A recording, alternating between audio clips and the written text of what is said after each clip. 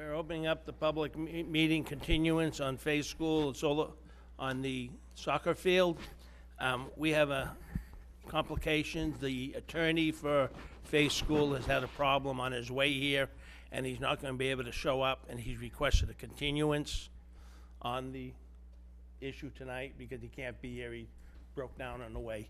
So my recommendation will be, if the board agrees, that we may, and the other residents agree, that we make a continuance until December 9th of next Wednesday night at 7:30. Because, Tom, you gotta, right, we'll do 7:30 for you. So is that a problem with any of the board members on that issue first? Are we scheduled to meet? What, we're going to meet on December 9th on Park Central also. We are meeting Yeah, already. so, Okay.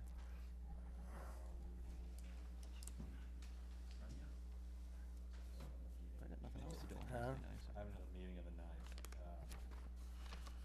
Do you have a quorum without me here? no, there'll be four of I us. can't make it. What? I cannot make it. On the 9th. No? No. All I right, have what's your availability? Karen, do you have a calendar? Calendar period. I have a conflict. Where else? Just give me, I just want dates.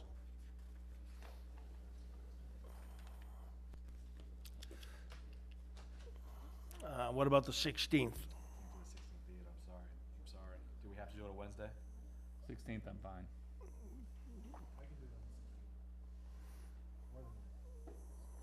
I have a planning board meeting in Sudbury. What? On the 9th, I have a planning board meeting in Sudbury.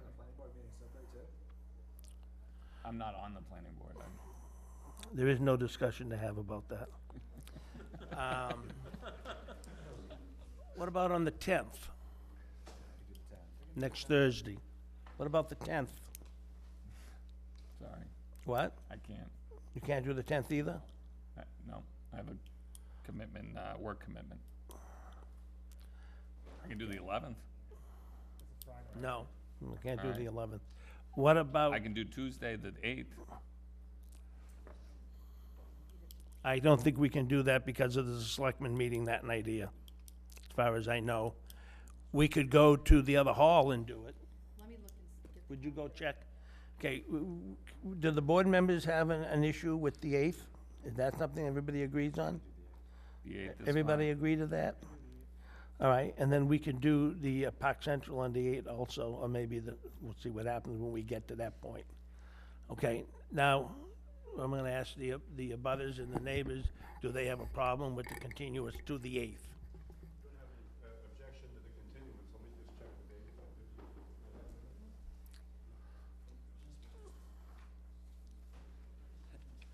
Karen, would that, You know, the door's locked down there, so let's see.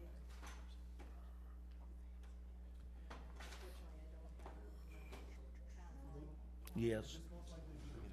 Excuse, you have to put your mic on, sir, please. Everybody needs to turn their mics on. Go ahead, Ann. Lee, I was just asking whether, if the meeting's held on the 8th, it's gonna be held at a different location then. Yes. We're trying to find out if the senior center is open. Mr. Cipriano, I have a question for you on this, where we don't know whether or not the senior center is available on the 8th.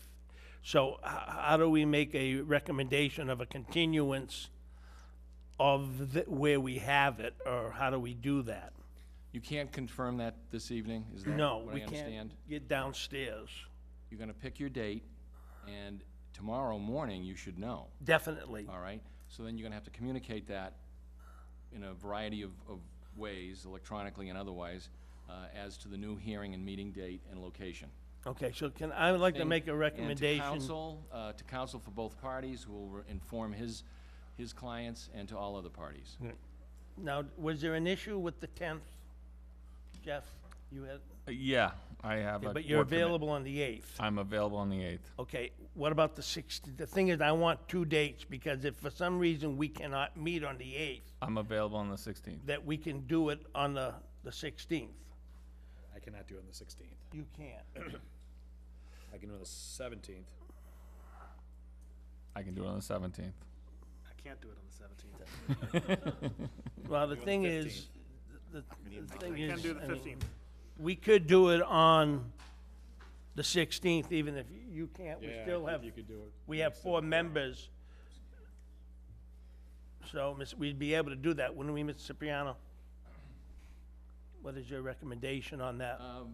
Did I thought all 5 members could attend on December 8th. They can. My only question is, what happens if we can't have a location on the 8th? When do we continue it? How do I continue that? Well, what are Or your? can I do it this way? Maybe this is the way to correct it. We will schedule it for the 8th. If we find out tomorrow that we can't do it on the 8th, we'll discuss it on the meeting on the 9th and reschedule it at that time, okay? I can't be here the night. I know that, but still, we can put it out on paper. Yeah. Um, Mr. Chairman. The other date would be, excuse me, sir, Mr. Chairman, there are at least 3 locations. There is the McAuliffe Room. Meeting Room, there is Corderville Hall, and historically there. Fire with- station. Sure, the fire Okay, station. so- I mean, there's more than ample opportunity to meet on the 8th to solve your all problem. right, so that's what we'll try to do. Are you, excuse me, are the abutters agreeable to the 8th? Okay, so we'll make a motion to continue it to the 8th, and as of tomorrow, we will send a letter out stating where it's gonna be. It'll be at 7:30 at night, and if there is an issue that, for some reason, we lose one of the 3 locations, that we will take and discuss it on a meeting on the 9th. And we'll send letters out to all the board members that may not be here in the 9th meeting anyway, that can tell us the dates. The 23rd would, well, that ain't, the 22nd maybe would probably be the next date to do a meeting somewhere in that area. But we'll discuss it, and if we have to do it, I'm gonna ask you presently that if we're not gonna be able to do the 8th, that you send us a letter for an email for the 9th, giving us dates that you'd be available. Okay? All right? Okay. So we need a motion to continue this until the 8th of December at 7:30, and presently the location will be announced tomorrow on email. I make a motion to move continue the public hearing until December 8th at 7:30 PM. May we have a second? Okay. Any further discussions? All in favor? Aye. Okay, so this public hearing is being continued until the 8th. Okay?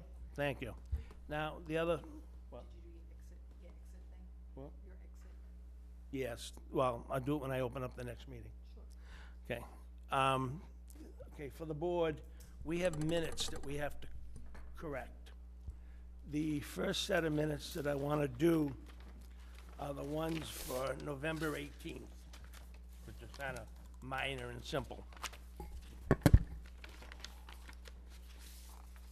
November 18th. What? The 18th. That was the Park Central. I don't think I was at that meeting. No. So we're probably gonna have to wait because David was there and he's not here yet. Karen, would you give me those other minutes, please? We have the others, we have the October 7th minutes. And where's the October 28th one? What? Thanks, Karen. Okay, so we have the one for October 7th. Do we have any discussions on that? I'm trying to see. I wasn't there.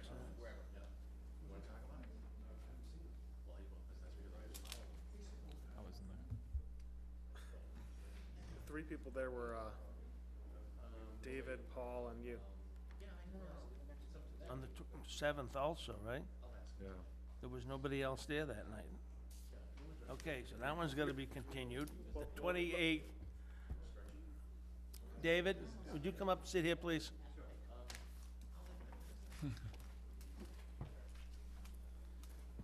She's getting the other minutes of the 28th, which are the ones that you made some suggestions on that we can't do. We have to change them. So, we're gonna do that. Okay, the minutes for November 18th, okay, it's you and Paul and I. Are there any questions in those minutes? No.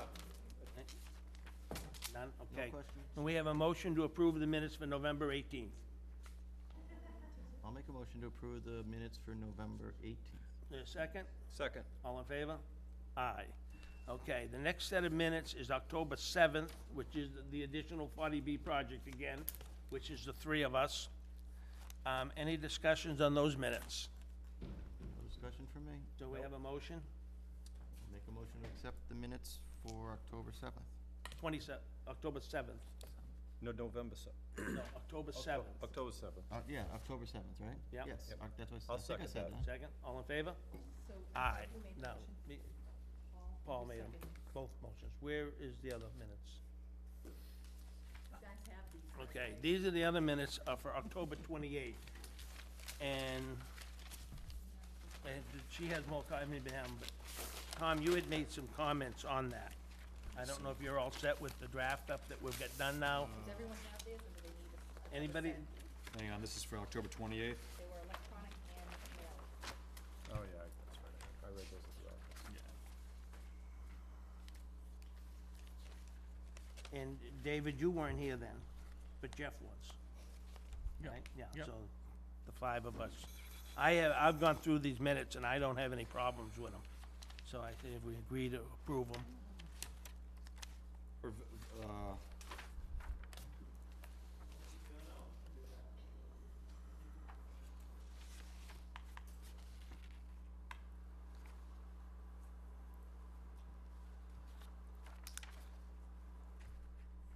All right, can we get a motion then to approve the minutes for October 28th? Tom, you wanna? Sure, so moved. Tom made a motion to approve the minutes of October 28th. Do we have a second? Any further discussion? All in favor? Aye? 5-0? Okay. I'm going to make a recommendation that, nothing else, right, Karen? No. I'm gonna make a recommendation that we take a 15-minute recess until 8 o'clock. Excuse me? Okay, that we take a 15-minute recess until 8 o'clock, which we then will start the public hearing for the St. Mark's solar field area, okay?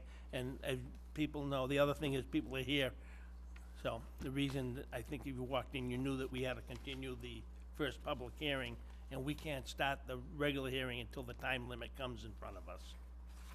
Okay? Thank you.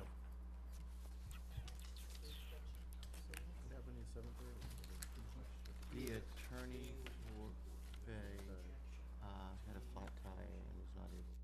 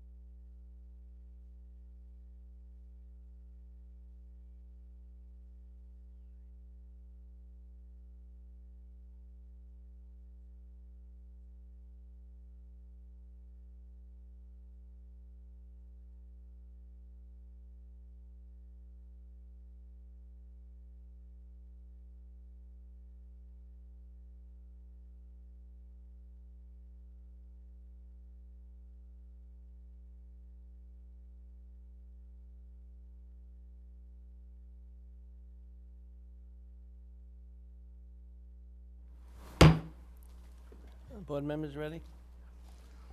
Is the board members ready? Yeah. Okay. We're going to open up a public hearing for the solar field for St. Mark's. Before we start it, Paul, you have a statement to make? Yeah, I'll have to recuse myself from this meeting due to a relationship with St. Mark's School. Okay. And Jeff Walker, you're going to sit in his place? Yep. Okay. Karen, would you read, before we start that, I have to announce the safety issues of the town hall. We have three exits, one here and there and one in the back in case of an issue, and then everyone is to meet in the back of the town parking lot if something does happen. Okay, thank you. Karen, would you read the public hearing notice into the record, please?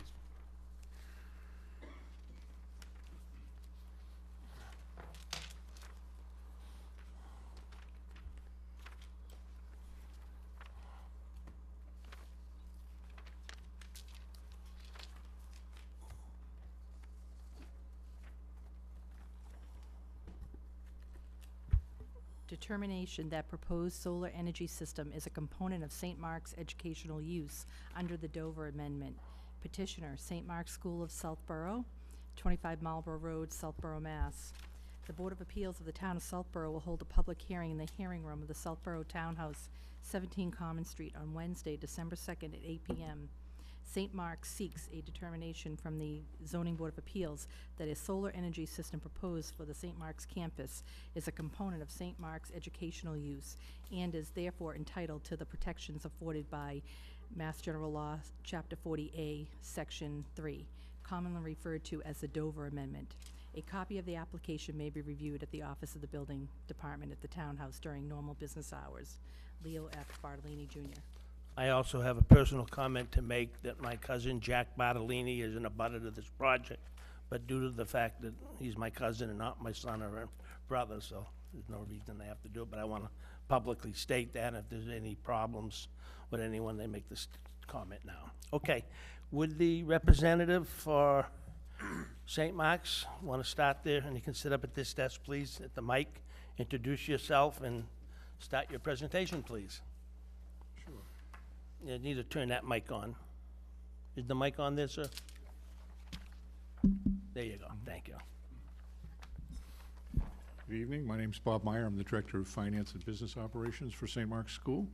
And we're here, as was read in the application, to hopefully seek a favorable ruling that the solar project that we are proposing to do, and actually we have not yet made any presentation to anyone about a project. We have been discussing a solar project internally in the school for probably the last 2 years as an attempt to meet some of our sustainable renewable energy goals that the school has, and to advance our kind of educational mission around renewable energy and those types of things. So we've been talking about that for some time now, and all we really have had is one meeting with our neighbors, abutters over in that area, in an attempt to get some input from them as to some ideas we had about where a field may go and what it would consist of. That meeting was held back in late July, and coming out of that, as best I understood, there was a lot of input we got. We went back and made some determinations of alternative siting to the plan one that was proposed at that time, or the one that was suggested. And that was from the input that the neighbors gave us.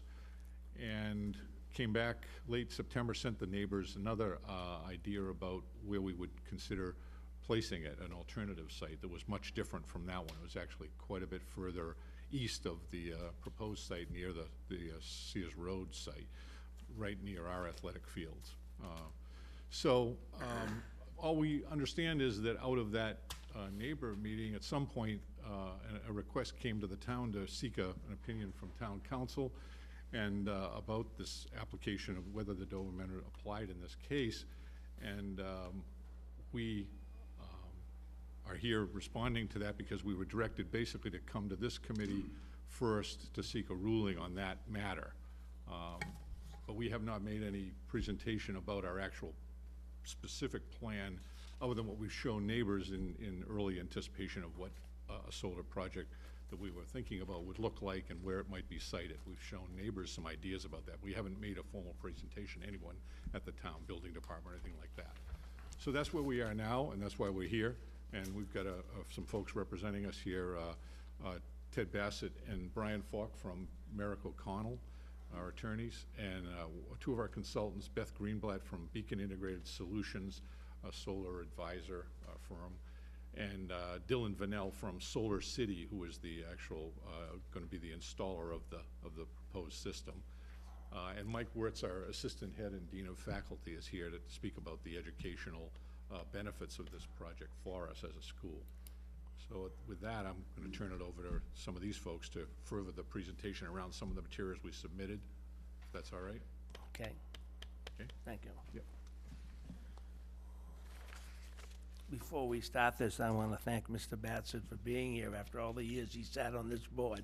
Very nice to see you again. Nice to see you, Mr. Chairman, and I'm very impressed by your surroundings. Remember when we only had that little table we sat behind? That's right. Very impressive. Good evening to all of you. My name is Ted Bassett, and I have the pleasure of representing St. Mark's here tonight.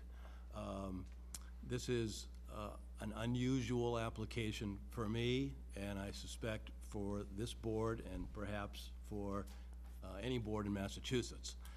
However, Town Council, Aldo Cipriano, under the Regis College case, has asked us to make a presentation to you on the issue of whether or not the solar field is in fact a component of our educational mission at St. Mark's. And what I'd like to say first is that the administration and the Board of Trustees feel very strongly that they have a social responsibility, and that social responsibility includes decreasing their carbon footprint. And at the present time, St. Mark's uses, I won't use kilowatts, about $500,000 a year in electricity. And with this solar field, the solar field could generate for them about 25% of their needs. It can't do all of their needs. It won't produce any excess.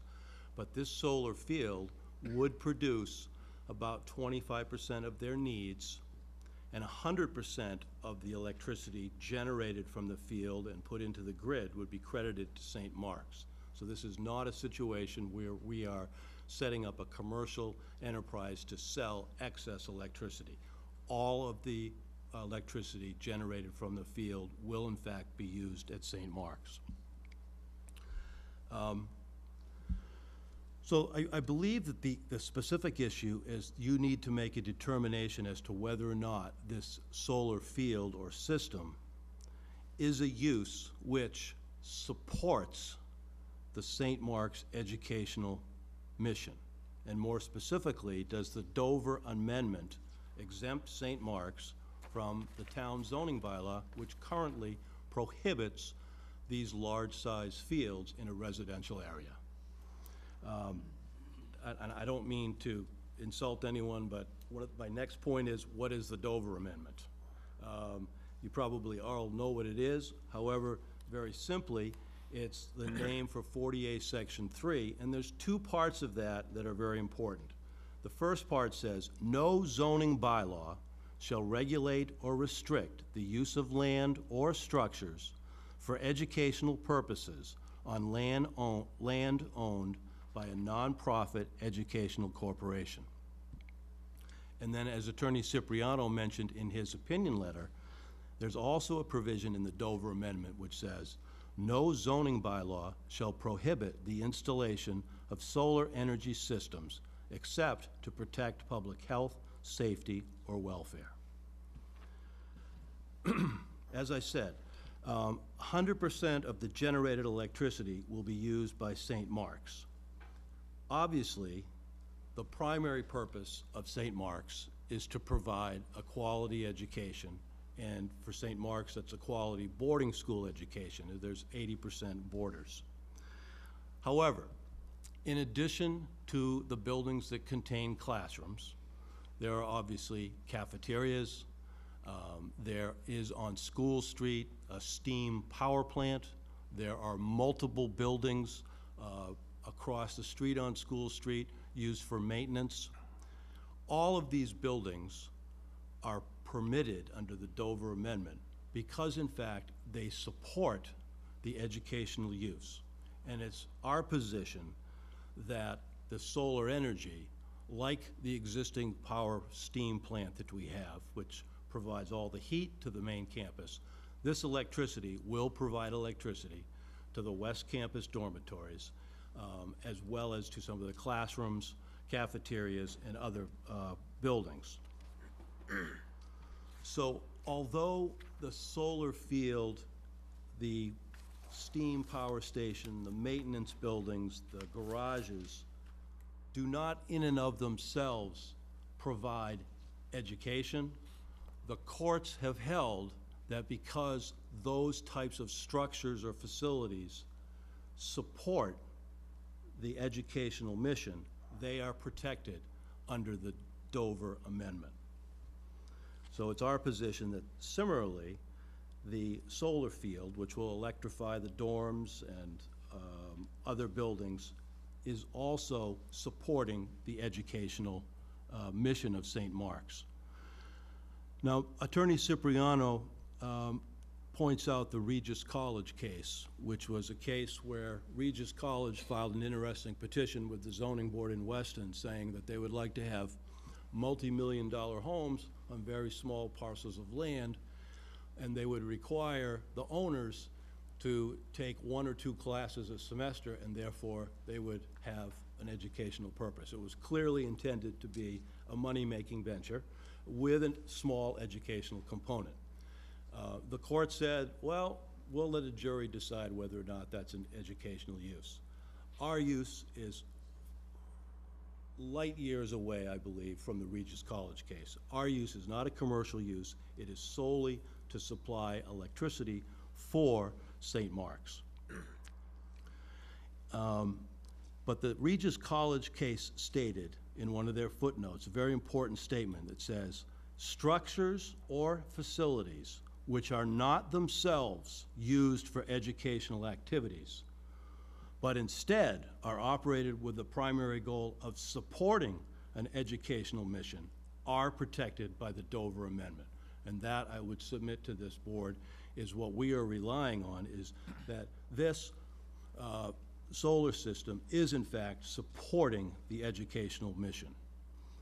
There are cases across the country dealing with what's an educational use. There's cases that talk about cafeterias, dormitories, parking lots, parking garages, radio towers, storage tanks, and power plants.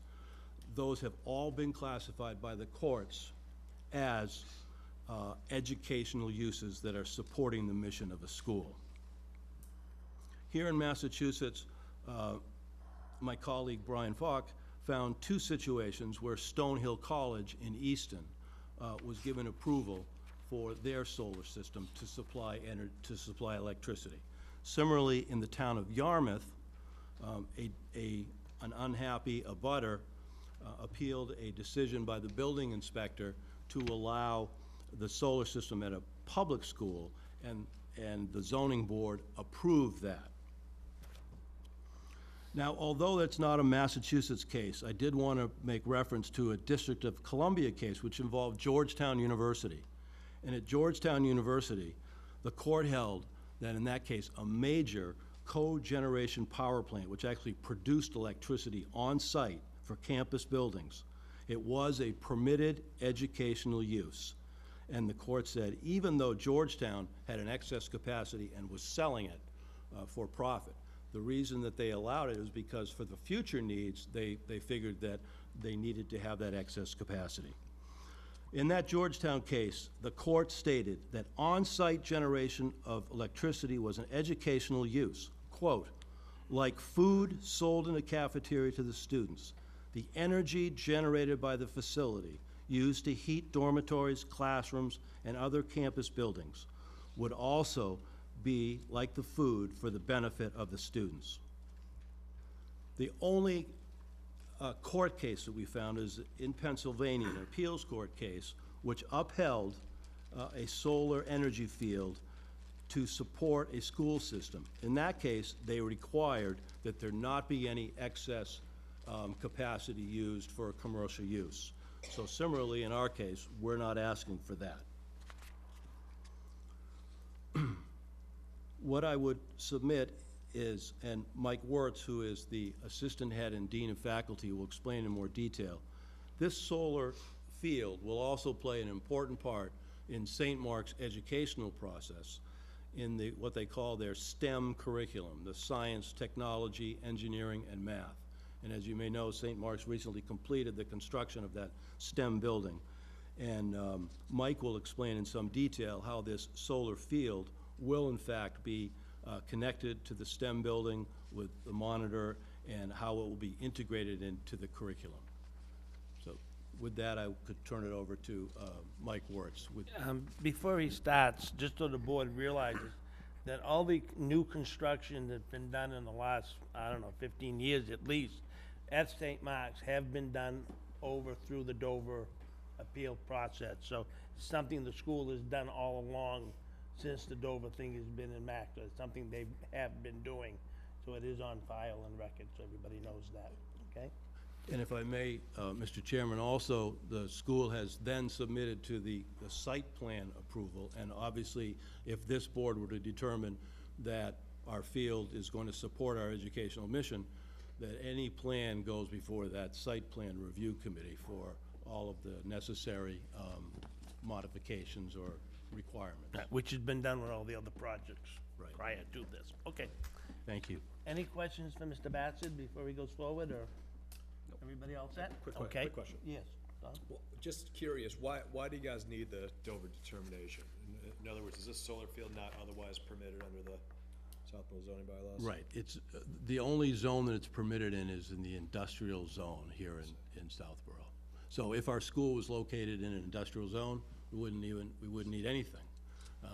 However, since the zoning bylaw restricts us, that's why we're saying we need this decision. Typically, we'd simply have the building inspector, as he's done in the past, come forward and issue the building permit, and then someone could appeal it. But with the Regis College case, and because solar energy is brand new and those types of things, Attorney Cipriano felt it was important to have you make the decision rather than have the building inspector make the decision. How far do you think the supporting educational use extends? I mean, if you guys put a McDonald's on the campus, would it extend to that? No, that would absolutely not. That's a commercial use that, That's what I'm trying to. that would not. I mean, and how far could the restriction go? I was thinking this evening. If St. Mark's wanted to put a well on its property, would you say that that's not, we couldn't do it because it's not an educational use? Because no student is gonna study it? No, it would provide water the same way we're saying the solar system is gonna provide electricity to run the school. The other comment that we questioned on the solar field permit, if the solar panels are put on the roofs of commercial or residential buildings, that is also not a permitted process. It is a federal state regulation that automatically approves it to go on those buildings that way.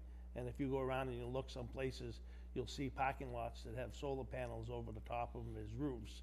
And that's a non-permitted process through the state and federal law also.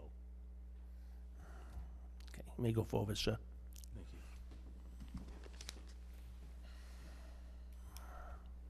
you. Good evening. I have a bit of a rough voice, so I'm going to have to use the microphone here. My name is Mike Wertz. I'm the assistant head of school, dean of faculty, and I wanted to speak to the educational purposes that have been mentioned so far. I did write a letter, but I don't really want to read it. I'd like to summarize a couple key points, though, for you. The first is our campus serves largely as a classroom for our students. We have the ponds on West Campus. There's the trails that go around. And so classes are held outside, but even the campus itself becomes sort of a living laboratory for our students. So extending that, when you put the field out there, that becomes, again, part of the classroom. As Mr. Bassett mentioned, we've built this STEM facility, And part of our intention is to bring this data into the school for students to see. There is, if you enter the building on the first floor, there's a monitor there, and part of our plan is to track and show energy usage. We're very proud of how we've built that building in a sustainable fashion, and in fact, there's documentation right there by that monitor of all the other environmental steps that we've taken in terms of energy, in terms of using renewable materials in the construction of the building. And so that's integrated into our curriculum and integrated into the student experience. There's also environmental science classes, plain and simple, that are running right now and could use that data and bring that into the class. I think one of the most compelling educational arguments is the demands that our students frankly put on the school to act in accordance with its beliefs. So I spent the last 90 minutes of my day on campus in a food and dining hall meeting with 3 kids, 3 adults, and a couple people that we've employed to work for the school to help us develop a sustainability strategic plan. And the students in particular are demanding that the school act in accordance with its beliefs. They want to see us influence our contract with Flick Dining Services to have locally sourced produce.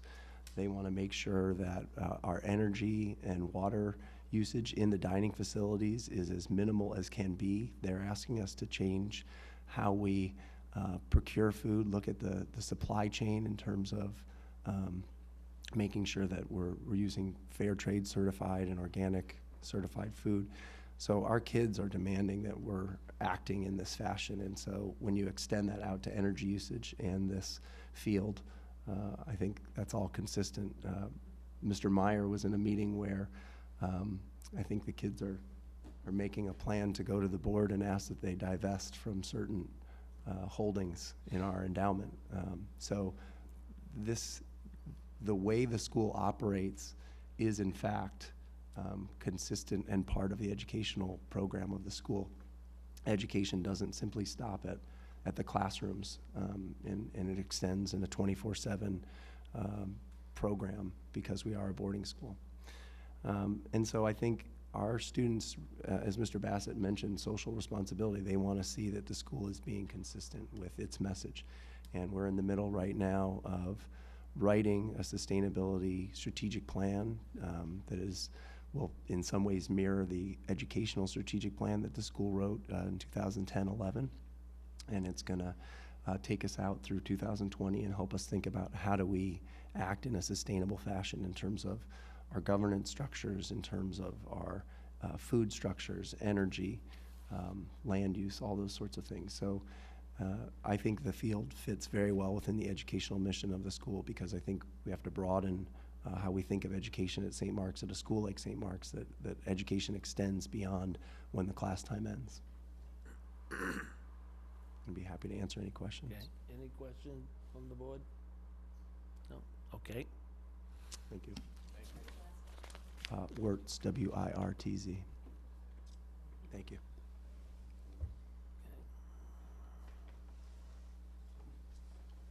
Where are we going, Mr. Bassett? That's our presentation. Okay.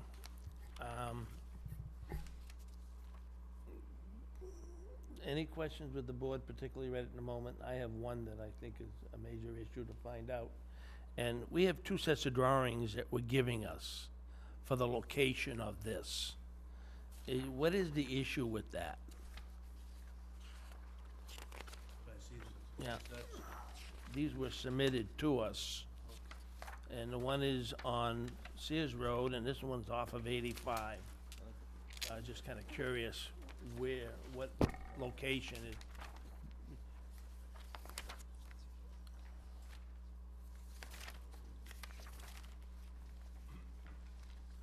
Mr. Chairman, Brian Falk from Ira O'Connell. The 2 maps that you see are the assessor's parcels that came along with the abutters list. And so the parcel that is along Sears Road, where we're looking to put the facility, is towards the southern portion of that parcel. The parcel that has frontage along Route 85 and partially on Route 30, we included just for the sake of being over-inclusive to make sure we covered everything. We don't anticipate any portion of the project likely going on that parcel, but to play it safe, we requested an abutters list for that parcel as well. All right, so my question is, the presentation is for the Sears Road parcel? Is that what we're? That's the location we're looking at Of right now. that we're Yeah, going, I But think, it's not along Sears Road, it's internal on that parcel. If you in the woods, I know that, I'm just, but Okay. the location is abutting Sears Road. Correct. in So some that sense, the is- location is irrelevant, because they're here to just determine whether, you know, a solar panel is a use protected by the zoning. So I don't think they're here seeking approval for any particular project.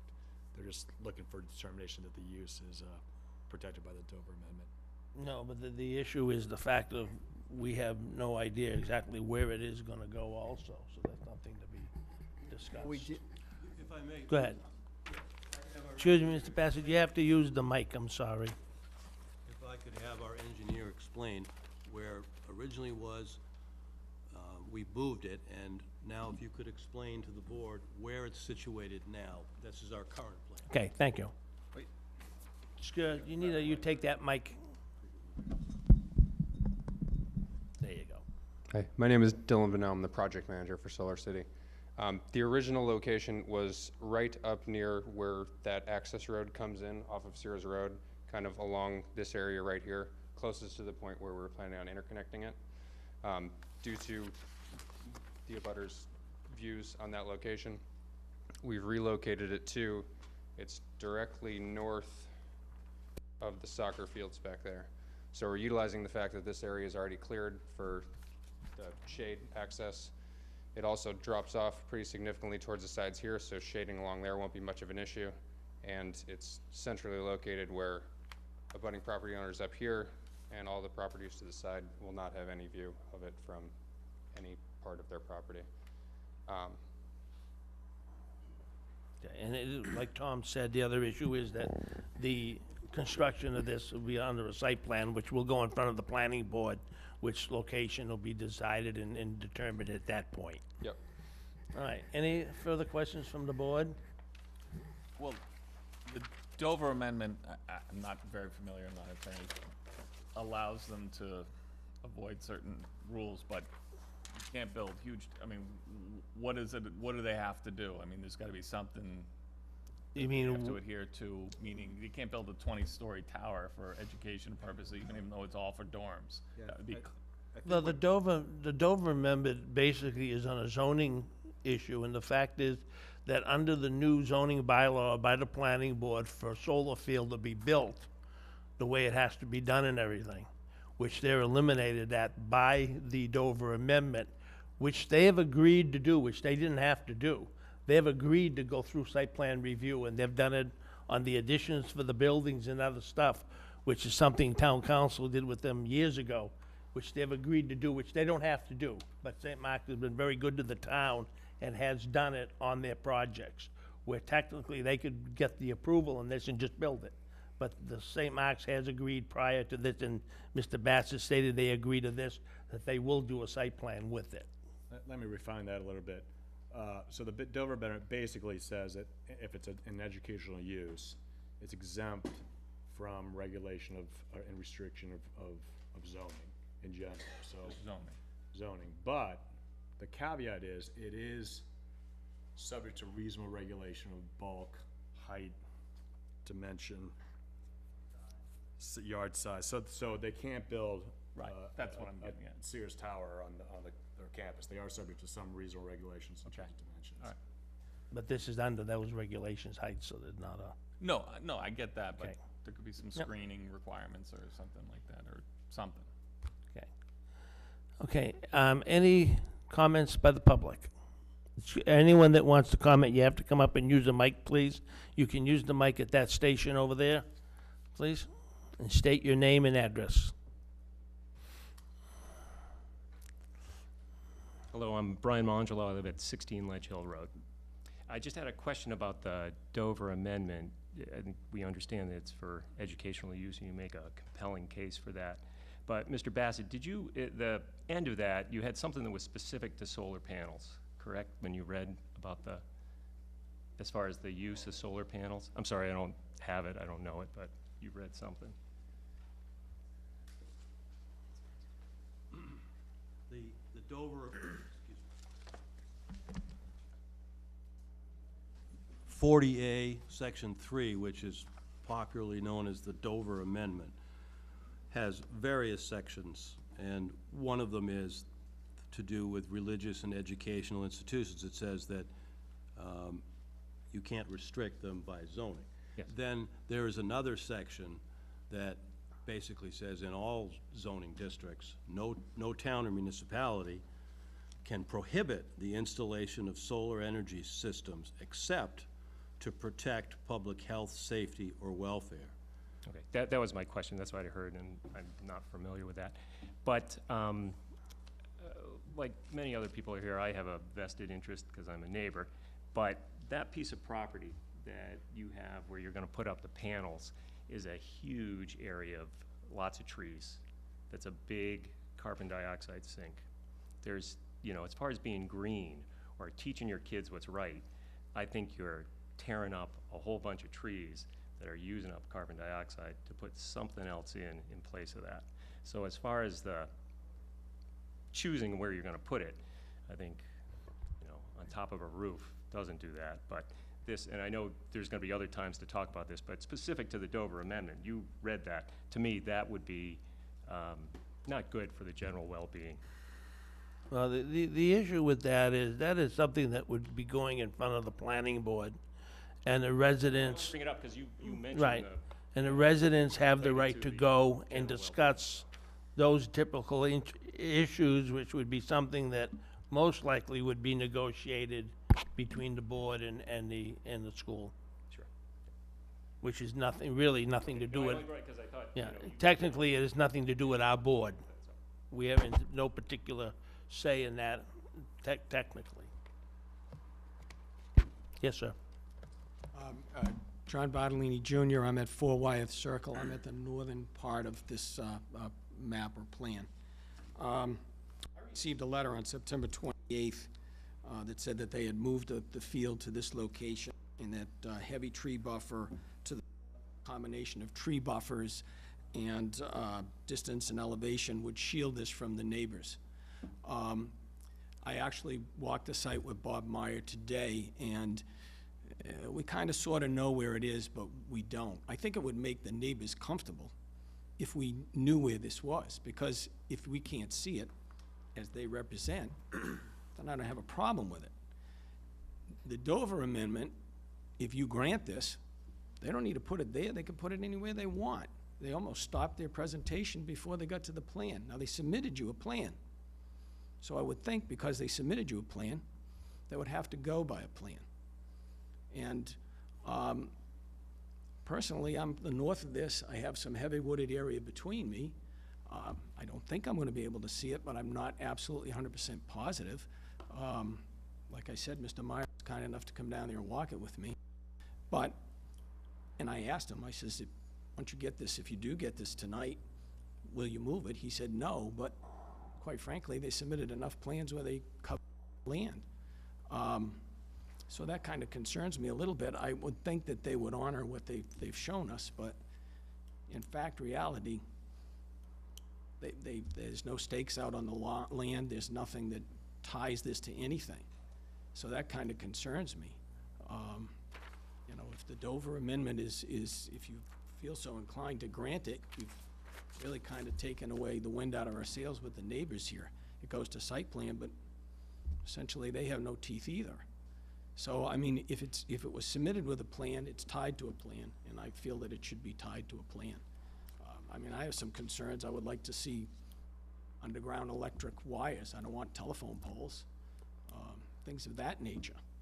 And I think that they're amenable to work with us, but once you guys say yes, I don't know. Is the telephone wires going to be underground? I know most of the time they are. It can still go either way at this point. I was thinking that underground would be the best way just for aesthetics. Okay. All right. Okay, so I'd like to ask town council a question, and the question is, I know that as the zoning board, we could make a regulation And under the Dover Amendment, I'm not sure whether we can or not. So is it something that we could request that they do a site plan, they give us a drawing with the permanent location, or is it something that can go to the planning board and be done there? Okay. What would be the recommendation for? Zoning Board Member Biscule really hit the point accurately, and it is that this is a very unusual process, and it's a result of the developing case law on exemptions under zoning, particularly as they relate to educational use. Your review is predominantly confined to a determination as to whether or not they would enjoy the exemption for educational purposes. The idea of presenting this generally for informational purposes is permissible, but I would have to disagree that once they go to site plan review, it is not at all something that has no effect. It is significant in the town of Southborough, and the details of the site will be purposefully adjusted, I'm sure, with the input of the residents. So that is the place, that is the forum of where the specific site issues would be addressed. This forum is a forum to determine, as the fact finders, do they qualify for that exemption as an educational facility? Okay, I thank you, because I personally feel that what town council is saying is the right process, and what that is the process we should be going. I just want to clarify that when they go to the planning board, then there could be an issue then, but nothing to do with us. Are there any other further public discussions? Hi, Erin Moskis, 58 Sears Road. I guess I just wanted to make the point of my understanding of the Dover Act was that, in particular, the facility being implemented must have education as the primary and dominant use. And clearly, even Mr. Bassett said that the primary use of this solar field is going to be for the reduction of their education, of their energy use. So just something I wanted to point out there. Another point I wanted to make is that, I think what happens here tonight really sets a precedent for all other schools in town. Fay, all the public schools. Do we want these large solar fields all across the town? Just something to think about. Any other further comment? Yes. Ted Gibson, 64 Sears Road. For a little bit about Georgetown University. Excuse me, sir, you have to, who are you? Ted Gibson. Okay, thank you. I've heard a little bit about Georgetown University and Regis College, and I really don't care about that. I've been a resident here for 25 years. My house overlooks the St. Mark's cross-country field where these things are going. And I questioned whether your decision is being made. The St. Mark's has a right to put solar power on their property. There's no doubt about that. But 3 times the size of what's allowed by your zoning laws is something you need to really consider. I mean, this thing is 2.5 times the size of football fields, okay? And everyone's up here talking about, education and all this good stuff. Well, I'm talking about the fact that, this is a piece of property, and St. Mark's needs to abide by the zoning laws that you folks have put together. Zoning laws that we all abide by, okay? And this Dover Amendment thing, this loophole, okay? If I opened up a daycare in my own house for my grandkids and called it a nonprofit school, then I could put solar panels all over my property. And this is what these guys are doing. It's a loophole, and it's wrong. The fact that, I'm sorry, Thomas, I can't see your last name, said, it doesn't matter where it's going. It matters whether it's right, whether it's part of the bylaws that you guys have put together, okay? Now, what if it landed on the corner of 85 and 30? Would that make a difference in your decision? It might. You know, where Santa's flying in next Saturday, all these solar panels. And I also question the glare factor. I don't know if there's an engineer here, but the tilt factor on these panels, at the degree of the tilt, these panels don't absorb all the sun, they reflect it, okay? So wherever all these houses are, and I'm one of them, you know, I haven't seen, you know, any kind of a detailed drawing or engineering plan that shows me the degree of the reflection that's gonna hit my house or your house or somebody else's house. And I don't know if this is the final determining factor here tonight of what you've heard, but in my estimation, this has been a really poor presentation by St. Mark's in terms of telling us exactly what we're gonna see out there, you know, 10, 20 years from now. As I say, I've been here 25 years, and St. Mark's is a great part of our community, but they're not above the zoning laws, and this is what this is about, and it really is. And I'd like to also state that in the, I'm not sure which attorney here said this, but he said, the solar energy system will be, in essence, no different than the boiler in the basement of various buildings on the campus. And it is. It's a lot different. You know, my boiler isn't out in my front yard. So I think a lot of people here have to get a lot more involved in what's going on before there's 3 acres of solar panels shining all over our properties. So, thank you. Can I just make a quick clarification here, because I think there's a little bit of confusion. Our decision tonight is not approving any particular solar array. It's, you know, right now, there's almost, it's almost like a two-phased regulation here. We're up in the air deciding a metaphysical question of whether this is a educational use or not. If it is, then they go to the next step, It should be the building planning inspector. board, and they're gonna, and then that's where all these, the weeds of this, how big it's gonna be, where it's gonna go, whether there's gonna be setbacks, those types of reasonable regulation of the bulk and size and things, those will be carried out at the planning board level. And all these types of details that I think people are raising, that's gonna be the form for this. We're just approving this concept of whether it's educational or not. Okay, I want to correct you on that, the fact that it goes to the building inspector first, then it will go to the No, planning board. my other point is, we're not approving any No, particular thing but I'm right saying, but now. it goes, you said planning board first, it goes to the okay. building inspector, and then it goes in front of the planning board. So issues like this would then come up. You're right, but in other words, all the people, all these types of details, they'll have another, there's another form more. at which they'll be Two able more to, forms, yes. to voice these issues. Yes. Well, I'll just reiterate, Louise Barron, 11 Sadie Hut Lane. I'll reiterate what a lot of people have said since I've lived here. I come to Southborough for the bucolic beauty and the environment, and it's a lovely place with the greenery and the pastures and everything else. Well, isn't that a lot of hooey? Because right now, we're getting slammed with panels, where we pay a fortune for our homes and our taxes. We have no say. This is really a 40B. It doesn't matter how we feel.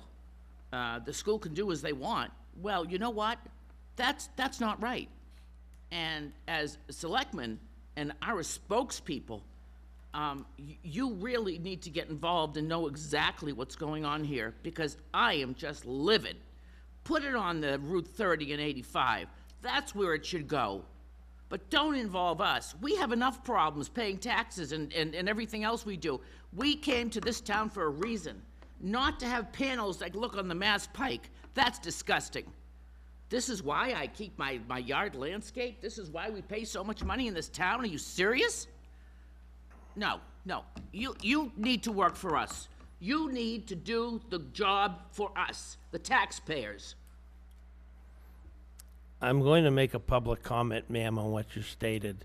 The major issue, and people that have been involved in solar panels, and I don't care where it is, the state and the federal government, if a project where solar panels get to a point and it doesn't get approved, the applicant has the right to go to the state, and you're a representative of engineering and the federal government, and most likely they get appealed and approved by the federal government and the state to build solar panels. That is a major energy thing in the United States, and there are many, many cases that that's been done in New England presently also.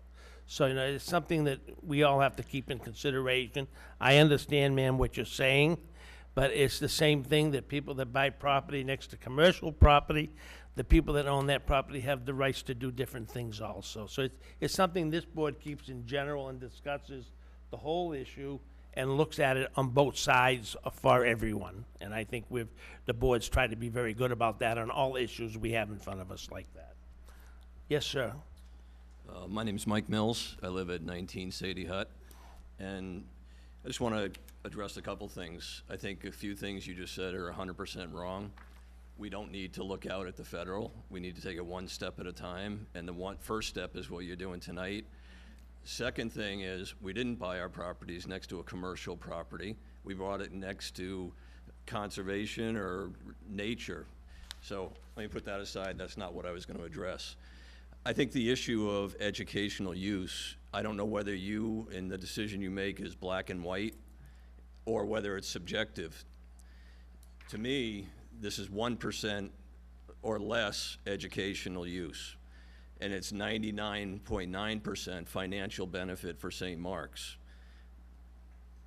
If they want to be able to demonstrate how solar panels can affect a meter in a building, put up 2 or 3 panels somewhere near that's near the science building, and it, I believe, I'm not an engineer, is only a degree of impact that you'll show a difference. You'll be able to show that solar panels generate energy. You'll show them it straight through the whole system, and you can educate your kids on that, or excuse me, the students on that, the same way you could by putting up an industrial solar plant on that lot. So I think it's a degree, if you have subjectivity in your decision making, you need to look hard at what this is from a degree. St. Mark's, what I heard, is going to save $125,000 a year off the solar panels.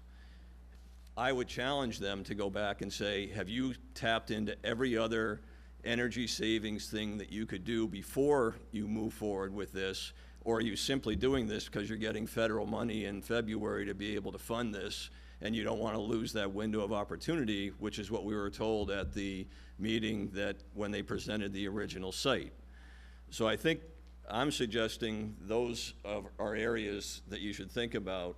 I have other opinions that could go to when this goes in for a planning board and all that stuff, because I also think your comments that this is not going to be obtrusive, that the height and stuff is 100% wrong.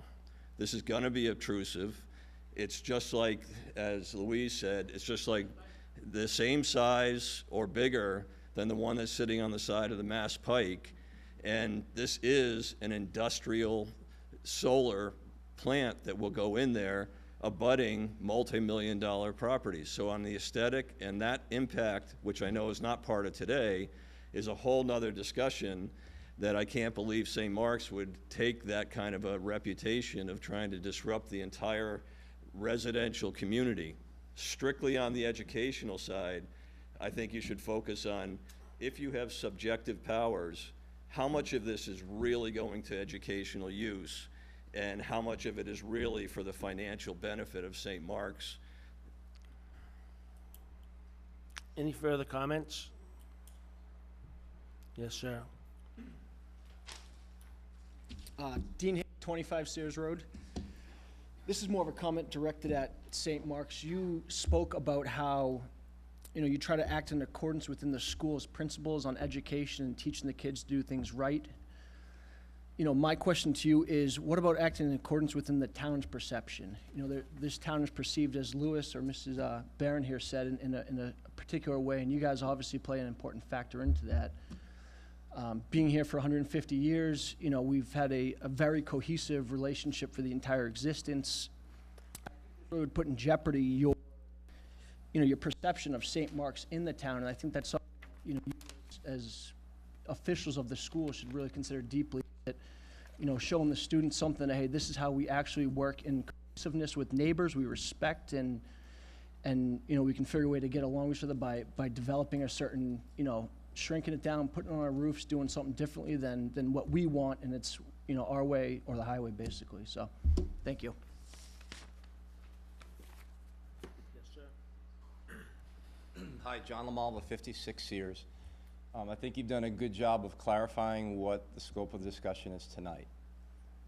There's a lot of angst, I think, associated with what the planning board discussion will be. As it relates to the question on the table tonight, is this a primary educational use? My comments would be, first, as it was presented to the neighborhood, to the community, it had every sign that that was not the primary purpose, okay? The design that was originally presented clearly was optimized to be the simplest, easiest, most cost-saving design possible, avoiding, and I'm not sure if it was presented earlier, avoiding, any roadblock, something that would be the easiest to slam in, okay? We were presented with renderings that showed nothing close to what the real image would be. It completely came across that the educational purpose was not the primary goal. So that's the comment. I think the question or the point would be, and Mr. Mills talked about this, if it really is about an educational purpose, then what's the minimal scale and size that would bring the educational benefit, so that this is not seen, as was said earlier, as just using a loophole. So I'm not sure how you debate this, how you discuss this, but if it truly is educational, then that should be the question. What's the minimal amount of scale, scope, whatever, that defines and meets the criteria consistent with the intent of education? And I think anything above, the acres that we were showing clearly shows signs that it's not the primary benefit or primary mission to be education. Any further comments? Yes, good evening. I'm Brian Charville. I'm an attorney. I work in Marlborough, and I represent David and Anna Ferris. Mrs. Ferris is here. They're the owners of 39 Sears Road. They, like a lot of the abutters, share the abutters' concerns that have been expressed tonight. I'm not going to recapitulate those because I think the abutters did such a good job explaining. Excuse me, sir, would you get close to that mic? Sure. The abutters did such a good job explaining their concerns that I don't need to go over any of that at all. This is a rare instance where you, I think, have 4 attorneys in one room all agreeing about what the law is, that it's Regis College. There's one case that was a predecessor to Regis that I want to quote to you all. It's Whitensville versus Northbridge. And there's an important phrase there. In a Dover Amendment case, it says, the question to ask is the project, quote, primarily operated for an educational purpose, end quote. Our position is that this solar installation that's proposed would not be. It's not primarily educational. Regis College in the recent years has built on that, and while the proponents in this case point to footnote 15, we think that an important phrase is earlier in the opinion, which talks about 2 limits on the Dover Amendment. To quote, it says, we, meaning the Supreme Court, have also recognized 2 common sense and interrelated limits on the statute's application. So is this on a Whitensville? Sorry. This is out of Regis College. This is Regis College case, Yeah. okay. The first is that the Dover Amendment protects only those uses of land and those structures that have as their bona fide goal something that can be reasonably described as, quote, educationally significant, end quote. So, like so many things in the law, you've got one opinion, that is the governing law in this case, but it is not black and white, it's gray. And so they point to one sentence of the opinion that says supports it, footnote 15. There is something earlier in the opinion that we think is equally clear in that it augurs that what is proposed, is not educational. I think, Commissioner, if I may, you asked the right question, which is how far down the slope do we go? I would bring to your mind hypotheticals like a mine or a well that, from which the school could draw natural resources that would power something or serve what they say is their educational purpose. So, again, Mr. and Mrs. Ferris have concerns about how it's going to affect their property.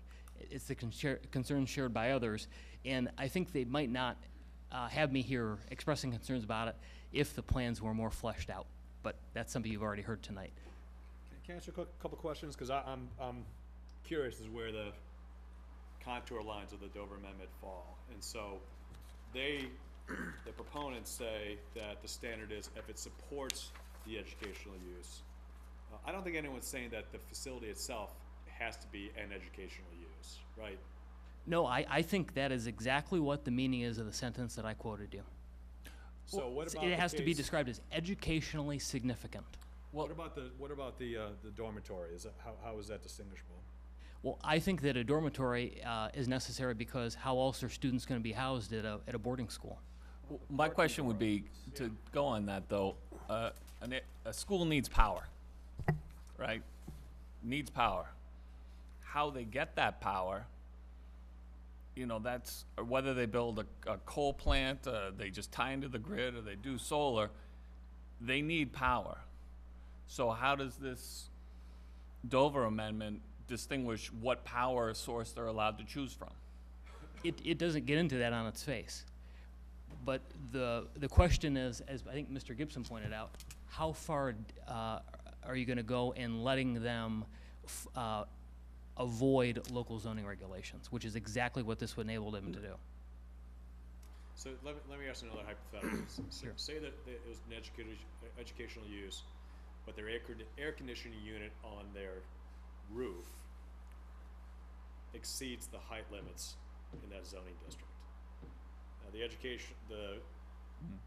conditioning condenser unit is not itself education, doesn't have an educational component, but that component violates it. Would that be in violation of the Dover Amendment, even though the building itself was a school?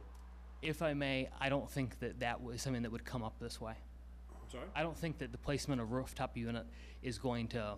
No, I'm just trying to draw your conception that it has to have an educationally significant element to it in order to qualify under the Dover Amendment. So your point is the solar array, or if they put a generator outside of the building, would not be permitted if it were not otherwise permitted under the. That's right. That is, I think, a clear interpretation of this phrase in Regis College. It must be, quote, educationally significant.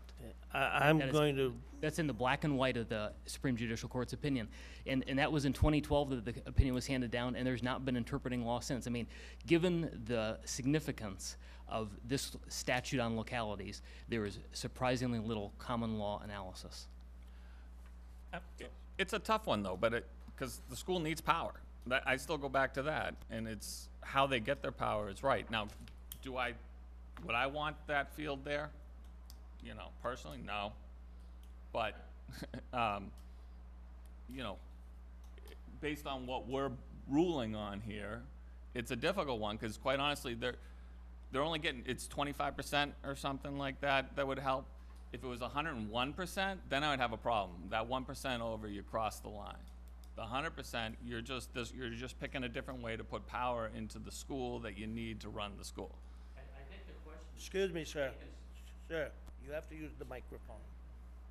No, this is a difficult issue because also, when was the Dover Amendment written? No one is questioning No, I know. whether they can put up solar panels. It's the size of that. No, I get that, but we're not discussing that, unfortunately. That's not in our jurisdiction to talk about, quite. It's just not, that's not what we're doing right now. They're not? You're right. No. Okay. We're not, that's a planning board, that's not us. It's a wrong board. I get everybody's upset and it's not good, but that's not this board.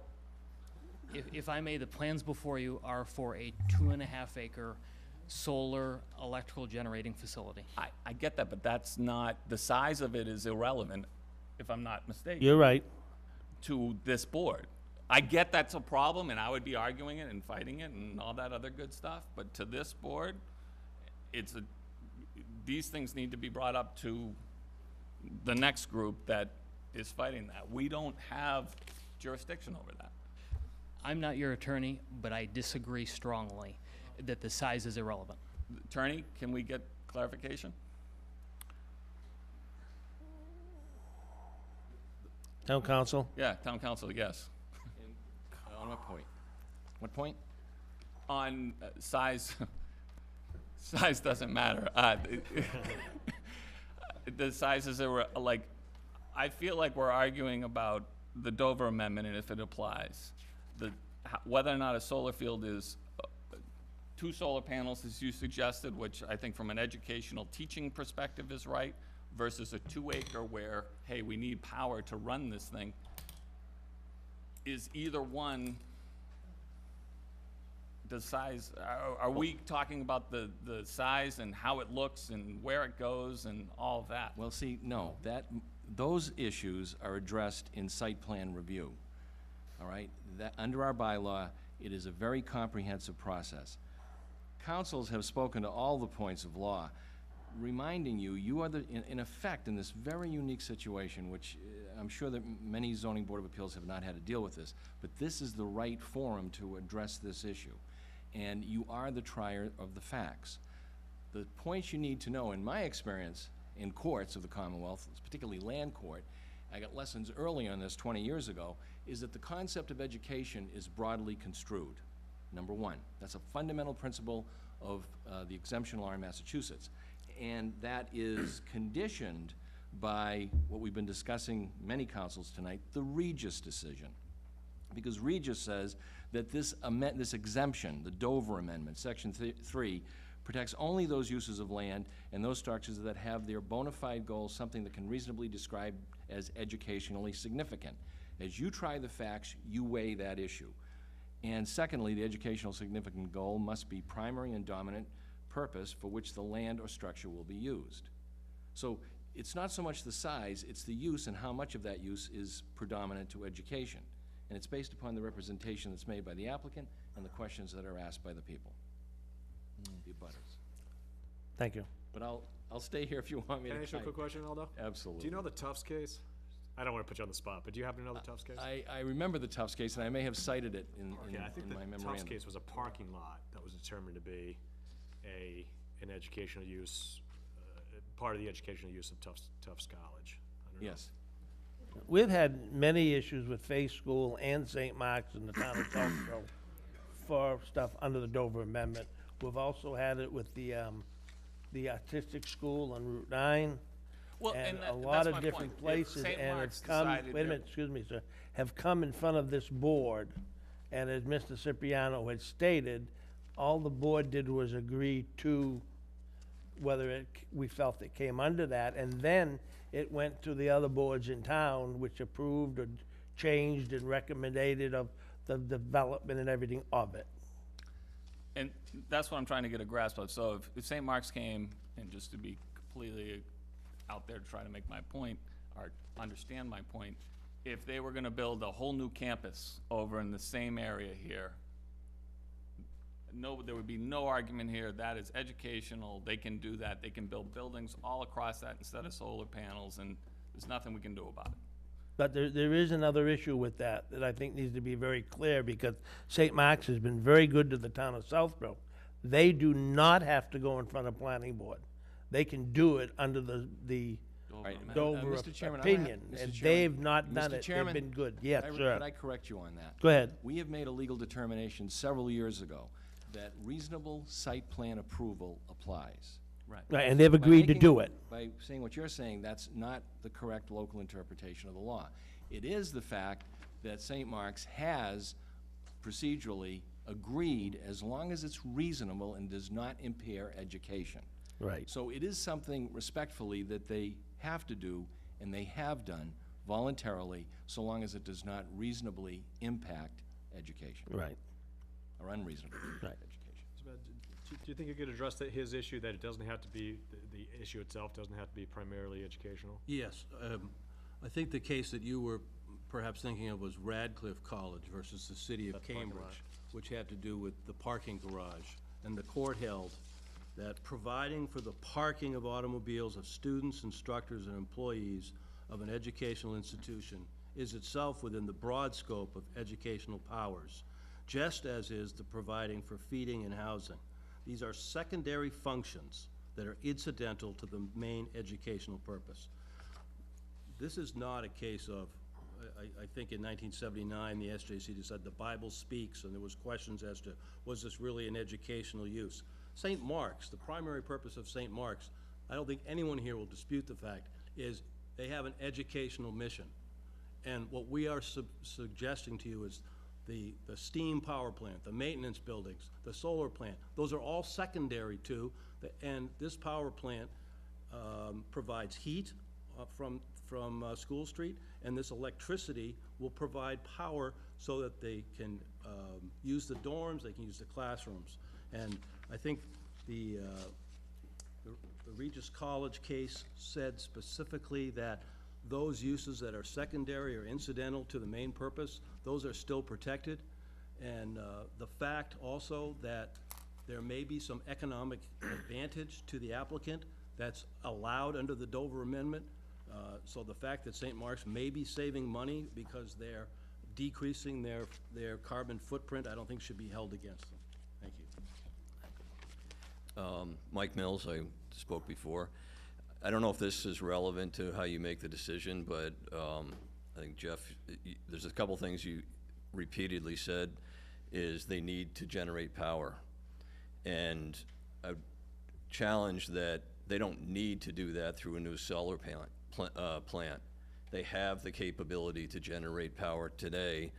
They have the ability. This is not a need. This is a enhancement to financially benefit them and to have a little bit of, in my opinion, impact on educating the students as to what it does. So I don't know in this Dover Act whether it is something that gives them the right to do this if they have a provable need, as if all of their other power generating capabilities had died and they had to replace it, and this was the only way they could do that. But to me, this is a nice to have, and this is 100% or 99% all for financial benefit. So that's the only point in contrast to what you were saying. Well, I don't know if it's in contrast. I kind of agree, but I wonder with the Dover Act and what we're voting on here, their choice of, whether you go gas, solar, oil, whatever, they do need to power their facilities.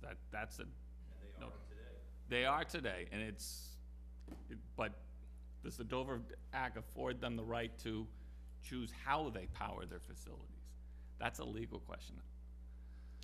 I mean, I personally think it would send the wrong message to the students at St. Mark's about their social responsibilities. I mean, I've been listening to this, and I understand the arguments, but I feel as though that the duty of this school is to educate the children, and it's clear that we're running out of fossil fuels, and I think this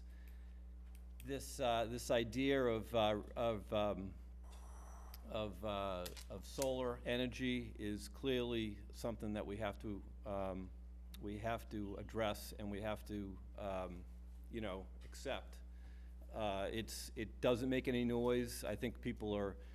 It's only a few feet off the ground. I think Jeff is right. I think they could be putting multiple buildings there. I know residents are worried about seeing it from their homes. I don't know if they would rather see a tall building right on that same property, because they certainly are allowed to do that if they want to.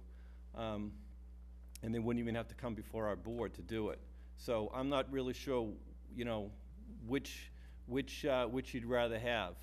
I think the responsibility right now is to educate these children, and I think that we have a moral obligation to grant them the opportunity to at least go before the planning board and have the residents air out their grievances. Okay. All right, the board, we need to discuss, so I'd like to get a recommendation that we close the public hearing if there's no further discussions. I move that we close the public hearing. Okay, do we have a second? Any discussion with the board? On it? Okay, all in favor? Aye, okay.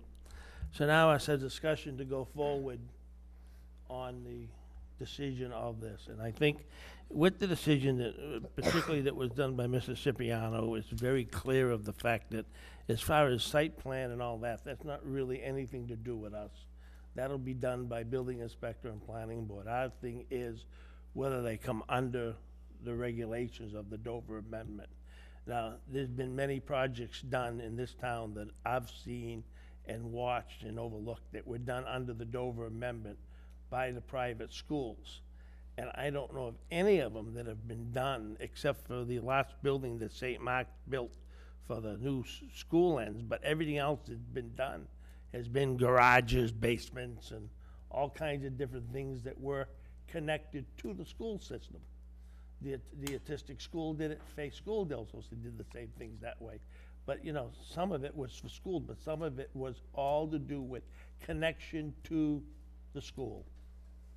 So I'd like to go from member to member here and let's discuss what your opinion is on this. Yeah, I mean, I agree with your view, but I mean, and the point is here, you know, it's not really a determination for us to determine whether this is a good thing or a bad thing to have the solar array. The only question that we're supposed to answer is whether this is, the primary purpose of this is to support the educational use of St. Mark's. And it seems clear to me that it is. Again, without expressing an opinion as to whether a solar array is good or bad, you know, that's the question before us. And I think that, you know, the proponents' lawyers laid it out pretty well. All those opinion supports the basic principle that we're supposed to apply, and it seems pretty clear to me that it does support an educational use. So my vote is to find that the Dover Amendment applies. Andrew? I have the same view, and Tom's just said everything pretty much that I was thinking. Other than that, I would just add, I don't think legally it's a close call. I think that this is pretty clearly a protected use within the Dover Amendment, knowing that the Dover Amendment is very broadly construed. Educational purpose under the Dover Amendment is very broadly construed. I just don't think it's legally the correct result to say that this is not an educational use. Thank you. Mr. Eagle? I agree that the Dover Amendment was construed on purpose broadly, and I think that it was it was created for the ability for nonprofits to take advantage of the opportunities that they have in doing stuff like this. And I think that I don't have any issue with assuming that that's kind of part of this amendment. Mr. Walker? Yeah, I mean, unfortunately, I have to agree. I think the solar fields I think they're ugly. I don't like them necessarily. My brother made all the wood pellets in half of America, and I think wood pellets would be great, you know, whatever, support the family. But under the Dover Amendment, as far as that case, as long as they're not making more energy than they need, yeah. I also am agreeing with the biggest comments made by all the board members, except for one comment that Mr. Walker just made, that the fact that St. Mark's could have come in and tried to build 350-foot wind towers on that property, that the whole town could have seen if they wanted to under the program. So I think the solar panel field for energy for the school is a lot better than the wind towers would be. Okay, so if we've got the further discussion, so we have a motion made to approve the article in front of us. I'm just thinking how you phrase it, because I don't know. I move that the board make a determination that the proposed solar energy system is a component of St. Mark's educational use under the Dover Amendment. Okay. Tom, do you agree on that? Tom, you agree that'd be the way to do it? Sounds pretty good. All right. Okay. Okay, any further discussions? Hey, all in favor? Aye. Thank you very much. We also have our 8:30 meeting, which is 9:15 for the Park Central project, which we will do in a couple of minutes at 9:15, okay? Let the other board members, so we get a 3-minute recess. Excuse me, we get a 3-minute recess? Thank you. Seconded. Thank you.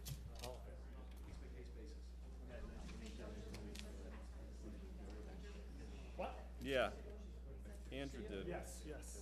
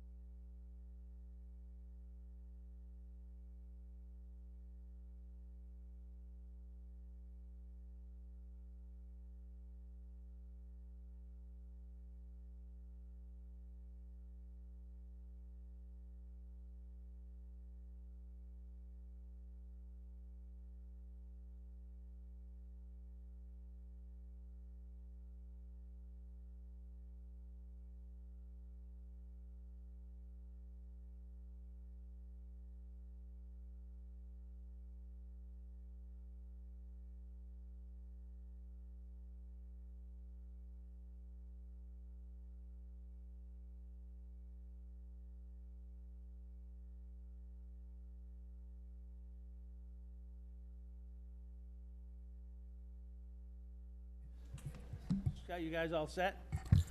All right, I apologize that we're an hour late, but due to the other hearings in front of us, we had to go the route. So we're opening up the public hearing for Park Central. We have a couple of letters that will start. Karen, would you read into the record the letter from Conservation that we received? And do you have a copy, Mr. Petrie, Angela, have you received a copy of that letter? No, not. Karen, do you have a copy? This letter came late yesterday afternoon. Here. Right there. I got that one, Karen. Yeah.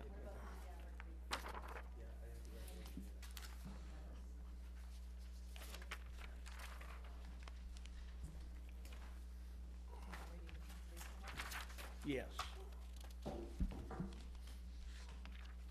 December 1st, 2015, to Zoning Board of Appeals and Chair Leo Bartolini Jr. Copied is Jennifer Burney, Aldo Cipriano, Karen Finelli, Mark Purple, and it's from the Conservation Commission and referencing the residences at Park Central. The Conservation Commission was asked to offer comments to the ZBA on the comprehensive permit plans for the residences at Park Central, dated November 4th, 2015, and prepared by Waterman Design Associates. The commission had the opportunity to review the plans for the first time at their meeting on November 19th, 2015. And as only one plan set had been given to the Conservation Office, the entire board stood around the plan set in an attempt to become familiar with the development proposal. The commission was informed by the developer that these plans are only at 70% design completion. The developer stated that he is waiting for the current abbreviated Notice of Resource Area Delineation, ANRAD, hearing to conclude, and the permit issued prior finalizing the plans. The Conservation Administrator had done a preliminary and cursory review, and with the assistance of the developer, was able to provide a general overview of the proposal. The commission members acknowledged the complexity and scale of the proposal and the extensive review and time commitment that would be needed by the respective boards in town to perform adequate due diligence. The applicant confirmed that this is the largest residential project Southborough has ever seen, and that it will take time for the proposal to be reviewed and vetted by the various town boards and committees. With the design only at 70% complete, the commission cannot formulate proper and accurate comments on a plan that is not final design. Once the resource areas are delineated and confirmed and the ANRAD process is concluded, the remainder of the design can be completed. There may be significant changes to the design from what is on the current 70% design set of plans. That being said, the timeline being requested by the ZBA for boards to submit comments is simply not realistic, and the Conservation Commission respectfully requests that the ZBA and the developer agree to an extension which will provide the necessary time to thoroughly review the proposal and to submit comments. As you know, the applicant, Capital Group Properties, recently filed an ANRAD permit request with the commission. This application is necessary to confirm and verify the boundaries of the numerous wetland resource areas, ponds, streams, wetlands on the site. The ANRAD review and permit process began with the commission opening the public hearing on November 19th, 2015. The commission continued the public hearing to their December 10th, 2015 meeting, the final meeting of 2015, in order to provide ample time for our environmental consultant commissioners and staff to inspect the site. The site is very large with numerous resource areas that will take a number of days on site to verify. Site visits have been scheduled for December 1st, 3rd, and 8th. There is no guarantee that the hearing will be closed at the December 10th meeting. Once this review has concluded and a permit has been issued, the next step in the conservation process is for the applicant to then file a notice of intent application for the actual development of the site. Along with the submittal of an application for a stormwater and erosion control permit. This will require site design plans that are 100% design completion. Both of these permits requests require the applicant to submit a substantial volume of additional data, forms, and calculations, as well as an extension peer review of the submitted materials by the town's consultants. This review is essential to perform sufficient and thorough due diligence for this technically complex and considerable residential development proposal, which is proposed adjacent to numerous environmentally sensitive wetland resource areas. While the commission understands that an extension for receipt of comments has been granted to the end of January, we respectfully ask that should an additional extension be necessary, the ZBA would work with the developer to extend these timelines. The commission also requests that the developer provide us with a list of waivers being sought from the local bylaws so that we have the opportunity to include additional comments on these waivers. Thank you for your consideration. On behalf of the Conservation Commission, Beth Rosenblum, Conservation Administrator. One of the issues with the letter is the fact that we sent a letter to Conservation, which was the same letter that got sent to all the boards in the town. Conservation have their own permitting system they have to do on the 40B project. So whatever their schedule is, they work and do it. They're not mandated to do it through our schedule. The thing is, they have to do it in a certain time frame of to do the process and whatever. But the thing is that they're not mandated to follow the schedule which we gave them at the end of it only, but the rest of it, because they have to do their own approval, which we don't do. They do that personally, but at the end of this, that we will keep this public hearing open until it is done to finalize it. But Mr. Monchant, the thing is, there is a certain time frame that they do have to get this done in. Is that not, you need to use the mic, but would you give him a mic, Bill? Is that not? As I understand it, a notice of intent, or the ANRAD application was filed November 19th. Has the notice of intent been filed, or are you waiting for the ORAD? Waiting for the NRAD to be. Just for people to understand, the ANRAD is an abbreviated notice of resource area delineation. That's submitted. These field trips have been scheduled for December 1st, 3rd, and 8th. Based upon that, they will either agree or disagree with the resource areas that were identified in the ANRAD, and then they will issue an ORAD, which is an order of resource area delineation. That's when a developer knows what he has to plan around and what the issues might be. In regard to the notice of intent, once the notice of intent, they do have I believe, I don't know exactly what the time limit is. The other issue is there are 40Bs that are done prior in comprehensive permits granted without an order of conditions. There's simply a condition in a comprehensive permit that says the applicant must comply with the order of conditions that is issued by the Concom. The developer's at risk. The developer can proceed, but if the order of conditions has requirements that will result in a change of the plan, then the developer has to come back before the ZBA. But I've worked on numerous 40Bs where there's simply a condition. I've also worked on numerous 40Bs where the notice of intent is submitted simultaneously and considered in the time frame that the comprehensive permit hearing is being held. Okay, Mr. Monchant, why don't you keep that mic, Nick? I guess the next question is, for the applicant, which way would you like the process to go?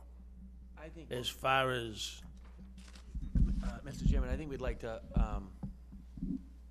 wait and see how the NRAD comes out and leave the extent until the 30th, and then if we want to proceed without conservation, we'll do so then, but I think we need about, let's get into the new year first. Okay, very good. And the board go along with that. We have another letter that is submitted from Mr. Monchant, which is to do with a letter that came from comments from Shopsy quite a while ago. It's 3.5 pages. I'm not going to basically read it into the record. If we just received this now, if the neighbors want a copy of it, they can get it later from us, okay? And the board members don't have it yet either, but it is on the record and it's here. We have some other letters here. One other letter is a letter from the planning board. Karen, would you read that, please?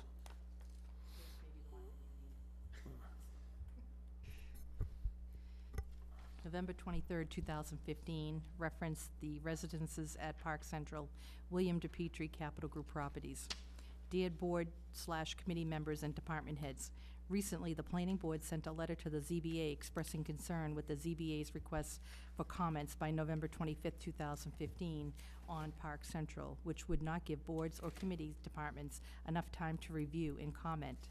At the ZBA meeting on November 18th, 2015, the developer granted an extension to the end of January 2016. On Monday, December 7th, 2015, at 7:30, the Planning Board would like to invite the public, boards, and committees and departments to attend this meeting for discussion. The Planning Board will then provide comments by January 4th, 2016. Sincerely, Donald C. Morris, Chair. Okay, this letter was taken and read in, and I had sent it to Mr. Cipriano for a thing, and also Mr. Monchant, due to the fact of the way the planning board is making a recommendation. We have received a letter from Mr. Cipriano, and Karen, would you read that into the record, please? The letter was sent to the planning board.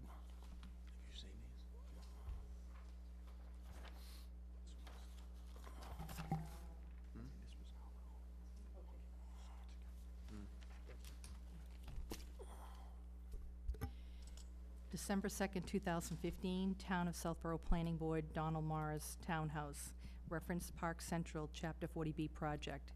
Dear Mr. Chairman, we acknowledge receipt of the correspondence dated November 23rd, 2015, whereby under the comprehensive permit review process, the Planning Board expresses concern about insufficient time for plan review.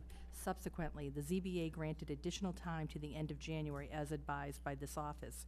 You are indicating that the Planning Board intends to conduct their own meeting with other boards, committees, and departments, i.e. local boards under Chapter 40B standards for discussion. In this regard, as a cautionary note, please be advised that the comprehensive discussion with other town boards or their representatives under Chapter 40B, Section 21, is to occur before the Zoning Board of Appeals, with no reference to such process before a planning board. Clearly, as a planning board is evaluating the plan submittal with the intention of making its own comments to the ZBA, it is not unusual for specific department heads, as opposed to local boards, to gather in public session subject to proper posting, for the purpose of securing pertinent comments. At the same time, it is unusual for a planning board to seek to gather other local boards for a similar purpose. That may well be beyond the purview of the planning board and could create an appealable issue. Pursuant to Mass General Law, Chapter 40B, Section 21, it is the ZBA that requests appearances of any representative of local boards to provide necessary and useful information to the ZBA in rendering its decision. This proceeding is to help promote a streamlined permitting process to overcome regulatory barriers to afford housing project development. If you have any other questions in this regard, please contact this office as we would further prepare to discuss this matter. Respectfully submitted, Aldo A. Cipriano. Mr. Monchant, would you also make a comment on that, please? Yes. I agree completely with the letter that the town council has written.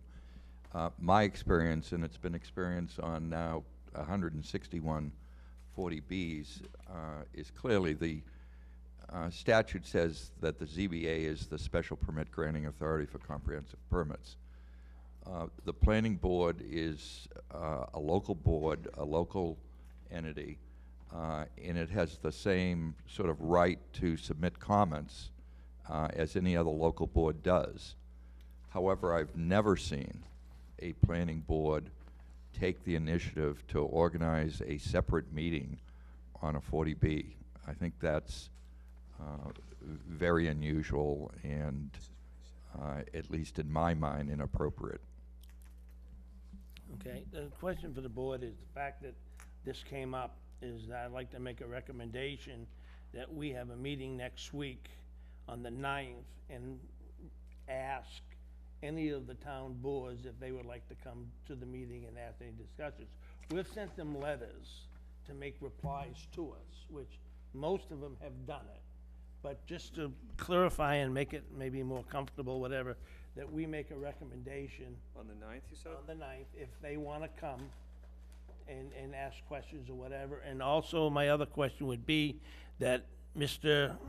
DePietri would like to also be at that meeting with us also, to be involved in that, On the 9th, on the 9th. and we'll bring the engineer? Yes.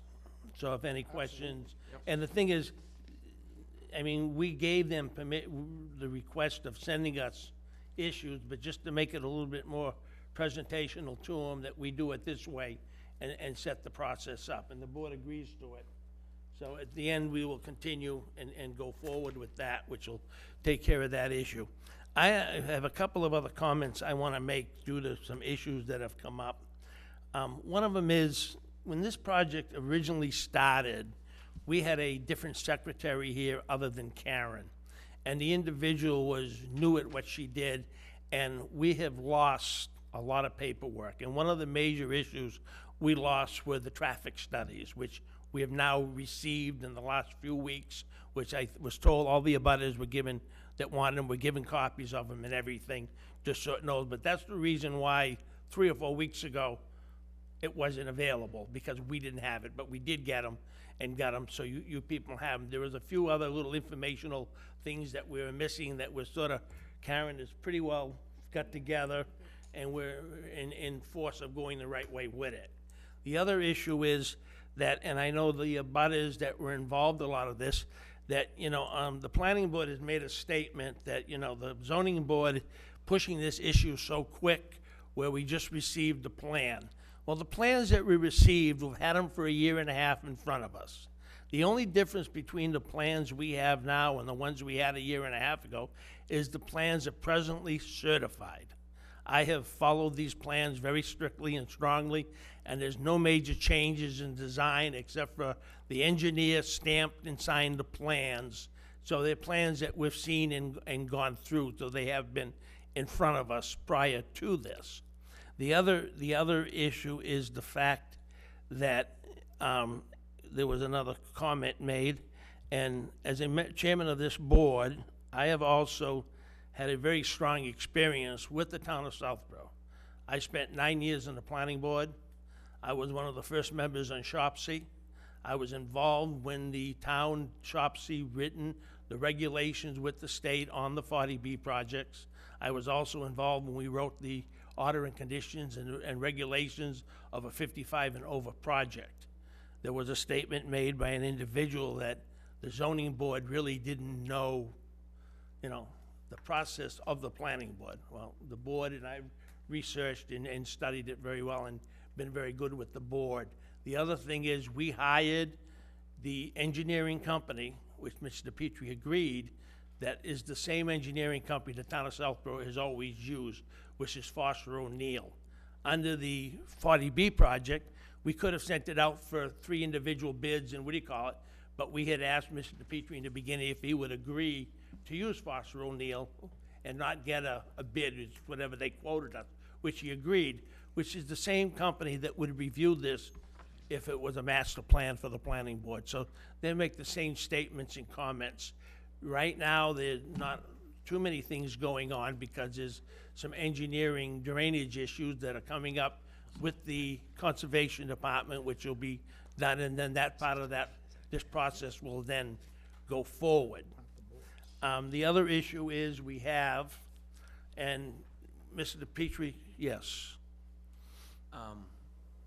There's an issue with the revised traffic study.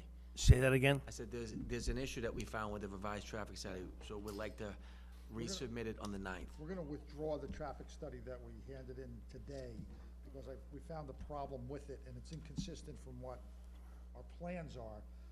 And it is a late hour anyway. We did have our traffic engineer with us, but that product that we gave you tonight is not correct. All right. We're gonna withdraw it. We'll make the corrections. We'll get it back to you as soon as So possible. we'll put it on the agenda on the 9th. We'll do it on the 9th. Tonight, Okay. we're just gonna deal with. All right. I Yes, sir, apologize you for need that. to use the mic, please. And the only other comment that I would like to make, Mr. Chairman, was about the planning board has scheduled a meeting for December 7th, in which it solicited public and board comment. I agree with Attorney Cipriano, the solicitation of board comment is not appropriate, because that's your purview, but we have no problem with the planning board conducting a public meeting to discuss our submittal amongst themselves and amongst members of the public who were at the meeting. In fact, we plan on attending Monday night's meeting, and we'll be available to answer any questions at the same time. So I just wanted to make it clear that we don't have a problem with the planning board acting within its correct jurisdiction as long as they don't overstep their authority. And, you know, we have no problem with appearing Monday night at the planning board meeting, at which time they discuss our submittal amongst themselves. And the other comment is, I personally, I feel the same way as far as that goes. The issue is that doing it with other boards, but for them to publicly have a meeting and discuss it, there's nothing wrong with that at all. And They have the right we're happy to join in with They them. have the right to do that. Yes, sir. One, thank you. One of my comments, you said that the studies before, we've had these plans for a while. Mr. DePietri made the exact comment. The traffic study that is incorrect. It's actually still showing traffic where the main egress is Park Central, 80% of the traffic on Park Central. That was the last study that was done. So to say that it was studied and we're not rushing this through without doing the proper study really is incorrect. With that, some other comments, the traffic study still never had anything about pedestrian or bicycle traffic on Flag. It still has no comments of anyone parking on Flag, and I don't know if no parking is an option, but there's constantly now trucks parking on Flag to do yard work, fuel deliveries. That isn't part of the study. There's no consideration of the Main Street project. The data from the counters is now going on 3 years old. It's no longer accurate. We have a unique opportunity here to actually verify the calculations and the assumptions made of growth data for by the area by retaking those counts.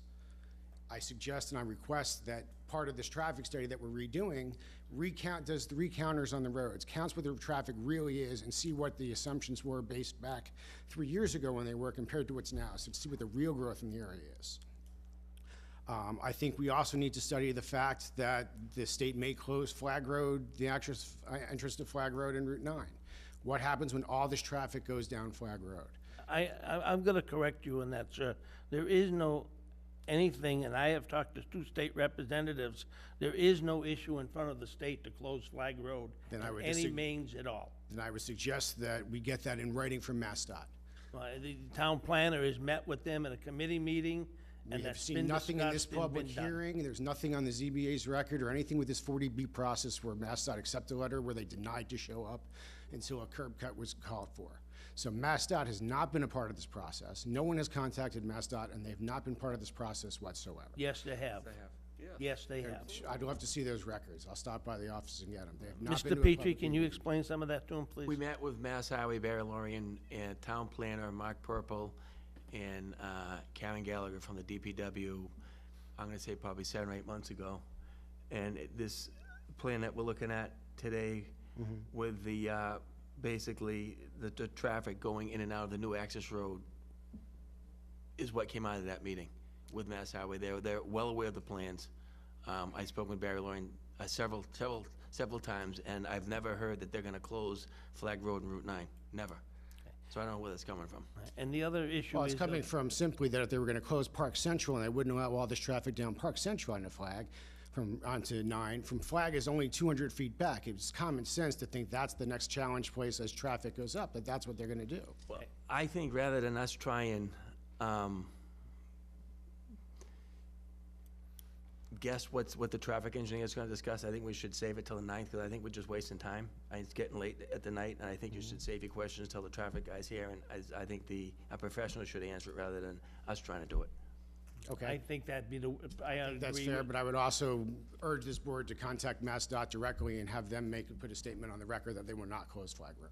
Say that again? I would ask the zoning board to personally reach out to MassDOT and get something from them in writing that they will not have no intentions for the foreseeable future, not closing Flag Road.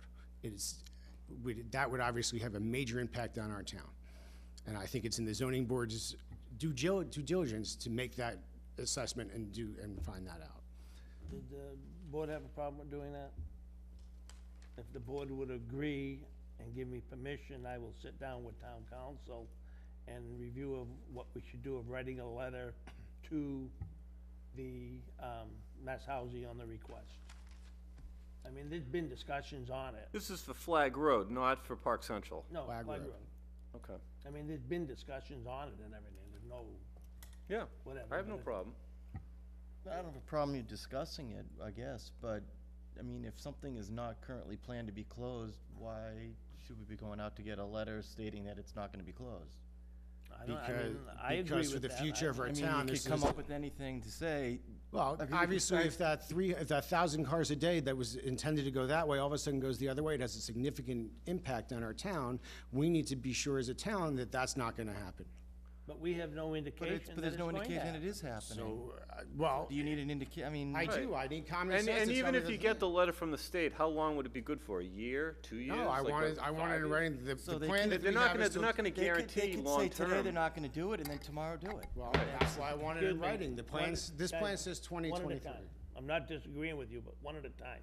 I honestly think also that what the board members are saying is the fact that we have nothing telling us there's any discussion of changing that. And I've gone to many meetings on the reconstruction of Route 9 through EMC and all the different road designs of 495, the Match Turnpike, and all those meetings with the state and Metro West committees and everything. And I've gone to all of them, many of them in the last 2 years. There's never been any say at those meetings that there was any decision of closing Flag Road. The only discussion with Flag Road was taking at the end of it and widening it out and adding an extra lane to get on Route 9 to make So it then better. if But that's the there's case, been there should be no problem getting the letter. no discussion, but I mean, If there's no harm in doing it, let them put it in writing. Yes, This Mr. study Petrie. calls out data going out to 2023, I believe. Maybe that's a reasonable date to have them, they're not gonna close it. Mr. Petrie? Mr. Chairman, this project has to go before MEPA because of the size of it. Mass Highway gets the full set of plans, the traffic study, and there will be a response back for them. I'm sure if they had intentions on closing Flag Road, it'll be in their comments back to us with a MEPA report. That's right, that makes sense, because it Right. does have to go to MEPA, so. I still don't see the harm in the town covering themselves against that. And just Well, writing a with the simple MEPA letter. report, that will do that. I don't think that, and if the MEPA report, can we agree that MEPA report doesn't call out anything about not closing that? That you will simply ask for a letter from the MassDOT to state that they will not close Flag Road? It's a very simple request. Then you'll know ahead of time. Otherwise, they're gonna tell you, we won't sign that, then we'll have something to talk about. If they say, sure, here's your letter, we're done. Case is closed. It's a very simple thing to have outside, to send a letter and get a response back. Well, I need to. I think it's be doing our due diligence to protect our town. I guess the question is, like, depends on how the semantics are, like how it's written. You know, they're not gonna be firm in a long-term commitment, I'm sure of it, because they wouldn't be firm in any intersection along Route 9. Well, then I think as a So town, we at have a what problem. point would it be satisfactory to the town to accept a letter if it's so ambiguous as to when they will be able to guarantee that it'll be open? Again, the report that we're using now calls out 2023 as the I thing. understand so that, use but the letter that you're asking the state to submit to us could be very ambiguous.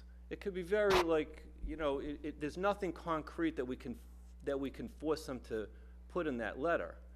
So at what I point do will we not accept close it? the- At what point do we say, well, that's not good enough for us, you're gonna have to come back and do a better letter? Well, I think as a any town- letter that they give us is not gonna suffice, as far as your argument goes. Well, I'm Because you concerned- as want the this, zoning- you want it to go out maybe 20 years. The thing is, let me make a comment. I think the thing is to wait and see what DEP what they make on their approval of this, because until they see what this is about, they're not gonna know what's going on either. So, once the submittal is made by the developer on this, and then they make an approval, after we get that back, then it'd be something that could be discussed at that time. But until they get it, they're not gonna have no idea what the traffic's gonna be anyways. So it should wait at least until it's then, and then that's something that could be rediscussed at that time.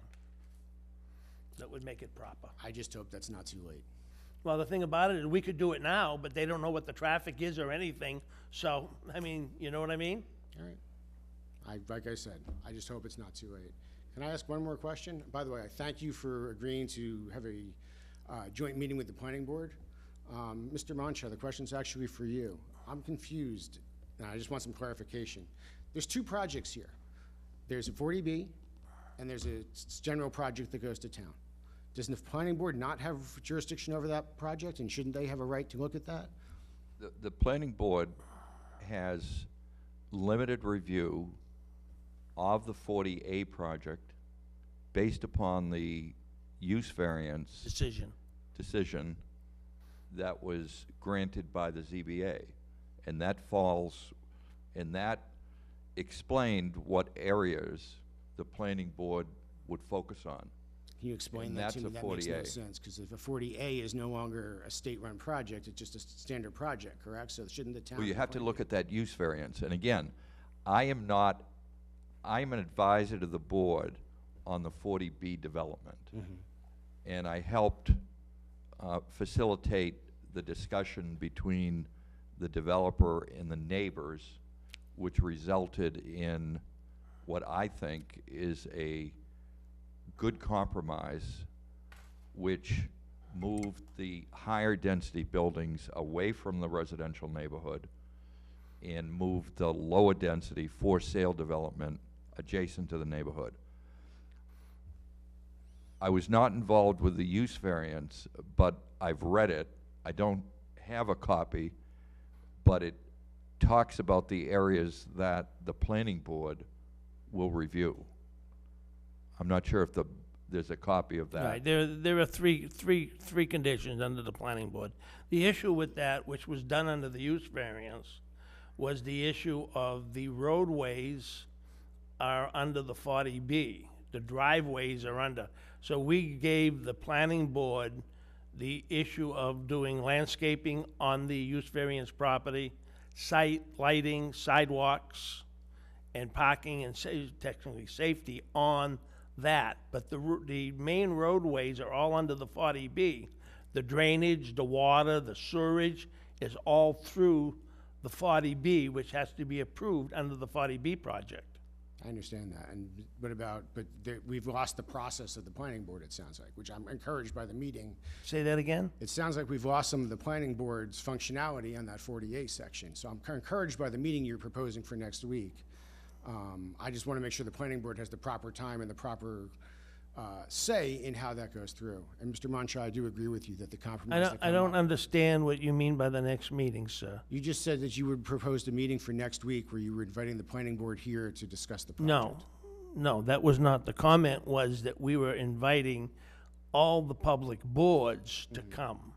The planning board will do that. They can come also. There's no question about it. They're also can come to the meeting, but have some time to do some research, whatever. But if they want to come, they can also come. There's no question about that. So shy of their review and their comments, what happens next? What happens with their comments? You take them under advisement, you are required to follow them, or you have a decision to make? If I Mr. could Monchant, interrupt, would you answer that? this would work like any other 40B. All local boards have the right to review the plans and provide comments, written or verbal, at the public hearing to the ZBA. But they have no greater or lesser power or authority than any other local board.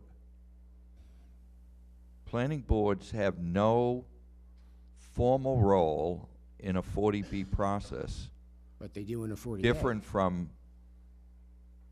Any different from other local boards. In a 40A, they very often are the special permit granting authority. But under the But use... here, again, this is an unusual development. And that's what where there's a roadway and a drainage system that works as a whole, and I believe that's why the ZBA said the review over those systems is going to remain with the ZBA. Something and I mean, you were at a lot of these meetings and some of the other people that are here, but I just want to bring everybody back to think that back when this originally started, as the chairman, I asked Mr. DePici to consider doing rentals versus the things, which he agreed to consider, and in lieu of that, he wanted something to do, to be able to do something, and the issue that came up in the meetings were that he wanted to come in with this use variance, and under the use variance, the way the conditions would be done, in lieu of him doing 3 40B projects of a total of 587 units, which we've limited it because he'd agreed to it at this time, that we've got it down to 346 or 64, something like that.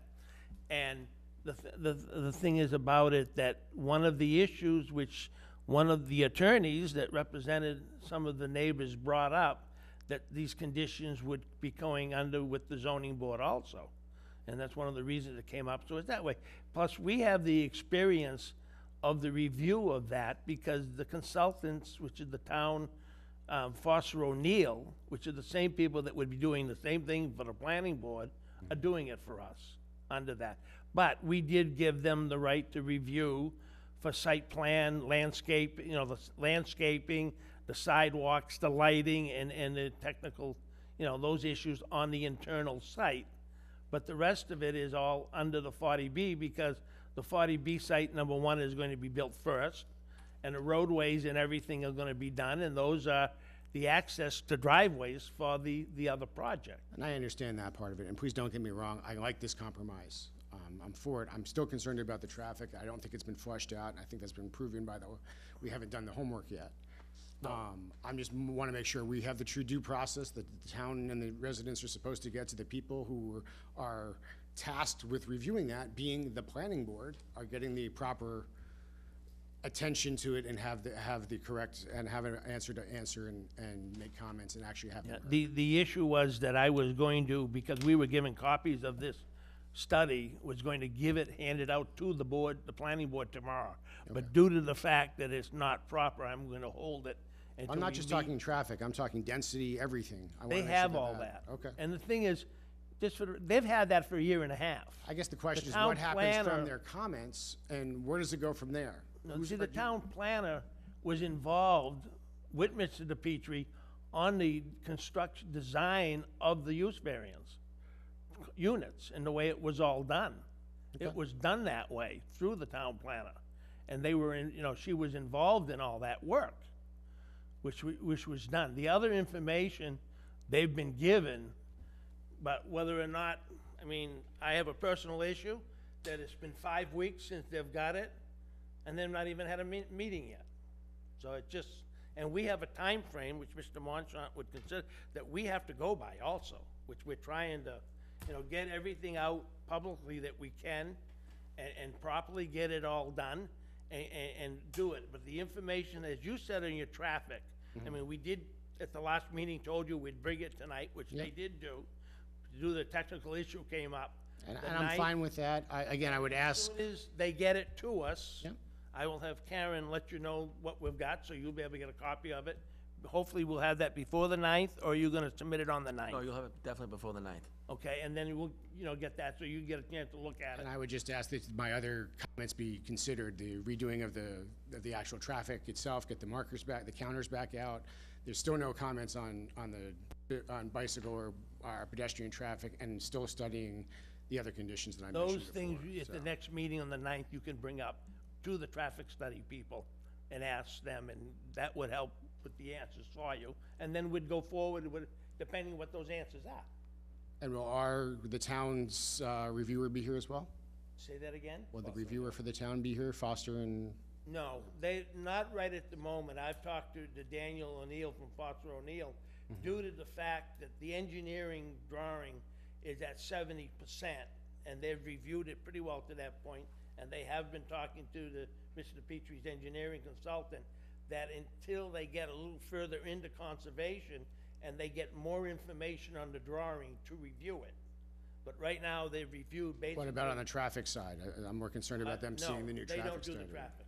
So who does who did our traffic study? Will they be We reviewing had it a again? private consultant do it the last time. And will they be looking at this Have version? that report. Say that again? But that report is on a thing that's completely outdated and doesn't exist anymore. Well, probably when we get this new report, then it'll be a discussion, it'll be made, what we're gonna go forward and do. So Maybe we'll take and, if we see how much difference there is, whether we give it to the So I would company we had. I would request that since it's such a completely different plan at this point, that it needs to be reviewed again, peer reviewed. Say that again? Because it is such a completely different plan this time, I'm Well, confident it really needs to be done I again. don't wanna disagree with you, but it isn't a different plan. There The is no current plan has 80% of the traffic going out Park Central. It's a drastically different plan. No, it doesn't. I disagree with you. That's the I'm sorry. mistake. I can show you the drawing right now if you Excuse don't. me, Mr. Kennelly, would you state? I understand that's the mistake, but on the Hold on. current plan and the Let him- last that's the last one that was shown to this board and the public that's still going out Park Central. The reviewer has never seen the thing. That's not true. That's not true. at all. The last traffic study, the one that I sent to Yeah, still had it. The one that was peer reviewed by the town's Consultant was back and that was back. the one you guys sent today. The last peer review was still on the old one, was not on the new plan. There hasn't been a current peer review of the most recent traffic study, Which is right here. which we, Which we- because Till we just get gave it to you. Till we get it, Okay. and then we'll discuss the issue if we're gonna do another peer review or not. Yes. So when we get it, we'll get to that point. So, but we gotta get it first. Okay. So next I week- think it's far enough along that we know it's different enough. It Next needs a week, peer we're gonna review. get it, then we'll go from there with it, see where we're gonna be at. Okay. All right, any other questions? No, sir. Thank you for your time. All right, thank you. Mr. Petrie, or Angelo, any other? No, nothing, not on the issues that we've already talked about for the past 40 minutes, but tonight we were planning on proceeding with the traffic, but unfortunately, as everyone now knows, there was a glitch in the materials that we provided you that we'll correct. But we also have our landscape planner here, and he's gonna pick up from where he left off last week, on the 18th, when he made the initial part of his presentation. On the 40B part. And now, tonight, he's gonna focus in on the landscaping and lighting and the 40B project and the access gate onto Blackthorn. And with that, I'll turn it over to Larry Green from Waterman Design, and he can pick up sort of where he left off. Okay. Leo. Excuse me, Mr. Monjot? Before we begin, I think even if there are minor changes, I think you should seriously consider having whatever the revised traffic plan is peer reviewed. If there are minor changes, it shouldn't be a very expensive requirement for the developer. Because traffic is an issue on this project, it's simpler to do it, put it to bed, and not leave anything unresolved. Right, well, when we get, I mean, this is something I was gonna do tonight, but when we're not getting any submittal, so when we get it next week, and then I'm going to ask Mr. DePietri if he will agree to pay the review, and then we'll have him do it again. Great. But until we get it, I can't request to do something we don't have. And this here that we got came in a day ago or whatever, so, and I haven't read it yet. Yes, Mr. DePietri? I said it came in today. Yeah, that's what I was gonna say, so I haven't read it yet.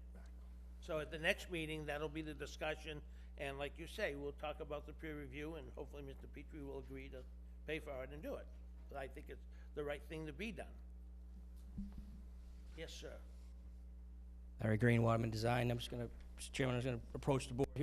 I'm submitting a sample of the light that you're gonna see within the project site. As briefly discussed, I'm just, my task since our last meeting was to talk the site lighting within the project and within the 40B, to touch on the access gate, and to talk about landscaping within the 40B project. So first, we're gonna talk about site lighting. Basically, our task with the site lighting is we wanted to keep everything at a very residential scale, low lighting, but still safety. So you'll see, there's the main road coming up through the project. This is the 40B section. Within this section, we really only wanted lighting, very minimally safety, low lighting. So we only have, if you can see these circles, these are the areas where we're only proposing a light fixture at these kind of primary intersections. So I said residential scale, low lighting, proposing a black fixture, black pole, kind of blend in with the landscape. Only going with a 12-foot mounting height, very low residential, and then only going with a 40-watt bulb. So basically, you're only going to be lighting about 30 feet either direction of that intersection for light levels. Then, so it's more of a safety issue, and if you're coming to sites, you can visit that residence. I'm just going to change this. I have a question. Sure. What kind of lighting bulbs is it gonna be? It'll be LED. They are gonna be Yep. LED lighting? Yep. Okay. Yep. Now carrying on to the 40B section of the site, we did carry through with the same fixture to kind of keep harmony within the site. Here's the road, here's the 40B section. Same thing, keeping, our goal was to keep the lighting residential, low levels, but also in this section, we're also sensitive to making sure the fixtures, provided lighting to the people parking here, but also we wanted the fixture to be located so the patrons, people living down the street could not see these fixtures. So we positioned these poles areas around the site that would be blocked by the building, or you'll see when I flip this over, by landscaping, so, people around, down here cannot see this lighting. Again, low lighting, your bylaw states we can go to a 20-foot mounting height. We thought that was a little too high, so we went with an 18-foot mounting height, try to keep that residential scale, and then going to a 70-watt bulb. So we're trying to keep the light levels low. On this site, I'm also showing, I'm gonna jump to the access gate. I don't know if you can see this, the access gate here's an example of it. The access gate's gonna be, we carry the driveway through to the street here. We wanted it, sorry. We wanted that access gate on our property. It's gonna be, that driveway here is 22 feet wide, so we're proposing a 22-foot gate. It's gonna be a swing gate, two 11-foot gates. You're gonna have ornamental, you'll have sidebars, finials out the top, architecturally bending.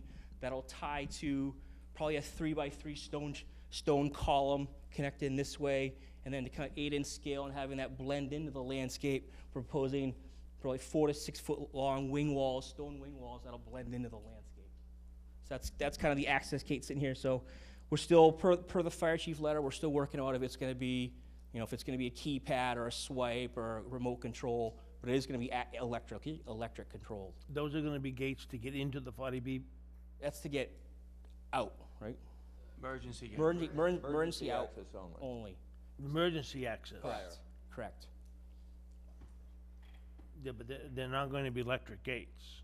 Yes, Yeah. Excuse me, go ahead. the police and fire department wanted a remote controls. Okay, that's what was given in the decision we have, right, Yeah. okay, yep. I have one question too for Mr. DePietri, because I honestly don't remember. What is the standard height limit on a commercial property on a telephone light pole? I don't remember what We typically do 10 to 12 feet high. is that the average? That's the average on all the commercial buildings. Okay. Now I'm going to talk landscaping for a second. Here's the landscaping design for the 40B section of the site. Here are the buildings. In thinking about the landscape for this site, I envisioned, or my concept behind design was to try to position the buildings in the parking lot almost to drop into a grove of trees to kind of aid in scale, aid in texture. So you'll see massing of trees around the building of the parking lot, So, excuse me. So like groves of cherry trees, groves of birch trees, groves of blue spruce, groves of willows, kind of a variety of colors, variety of textures, a lot of different blooming cycles, but aid in scaling down the buildings, aid in buffering, aid in screening, aid in noise. So that was my concept on the tree section around the 40B section. I don't know if you can see these small circles. In reference to the foundation plantings, my goal is to because they have, as part of the architectural design, they're gonna have a stone facade wrapping around the bottom of the building, so I didn't want to take away from that. So I wanted, textured plants. So you're looking at like your yucca, your 9-bark, your willow, your carrier, stuff like that. It has a different blooming cycle, different textures, but it doesn't get large, so you still don't take away from the architecture of the building. And kind of working to the inside of the site, this brown section, that's the clubhouse, working your way to the pool, working this way. Architecturally, I wanted to add maybe a trellis that kind of brings that transition from the built environment into the pool area, but also providing some shade on this area. Wrapping around this way, because of the grading on the pool, that's actually gonna be a sunken pool area. So that's gonna have we're proposing like an ornamental split-face stone wall wrapping on this way with an ornamental fence. Then that'll be accented with like a columnar inkberry and ornamental grasses wrapping around here like that. And then within the pool, I wanted to keep it simple but sleek. I know it sounds a little corny, but that's what my concept was. So I stayed in this area. I stayed in the concrete patterns. So looking at your normal brown, that's just your normal poured in place concrete. But then I wanted to wrap around that an exposed aggregate concrete, a little different texture, a little different color, aids in slip proof, but just gives you a little different variety. And then to blend in, just add a little accent. The gate coming into the pool and gate coming into the pool. I wanted to create some banding. I just proposing a stained concrete area here that kind of defines that entrance, but also creates the separation between the pool area and the clubhouse. I'm also within this area. I wanted to create a little bit residential feel.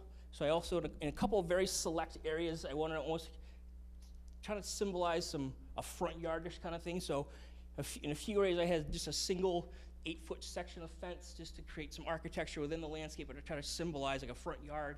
So you'll see that, in just very select areas around the landscape. Also within the parking lot, if you can see these, I was trying to symbolize like coming to a front door, like a walkway. So I'm proposing within the parking lot textured pavement to kind of symbolize that front walk, like you're coming into the house. And that's hopefully slower presentation on my landscape. What are the decision of the size of the trees you're going to plan on planting? All your deciduous trees are going to be 3-inch caliper. Some of my willows I went with a little bit higher, like 4, 5, 6 caliper. All my spruces I'm proposing a variety, 6 to 8, 8 to 10s, depending on in different areas. So it's both. It's a variety of heights, I guess you'd say. Okay.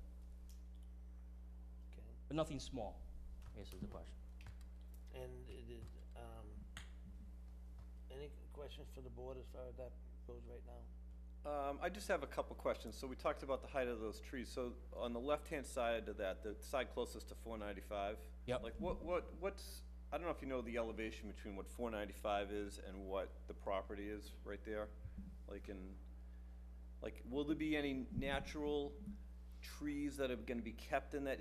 Are there trees presently on that site that are going to be kept there, and and this is just adding to it, or?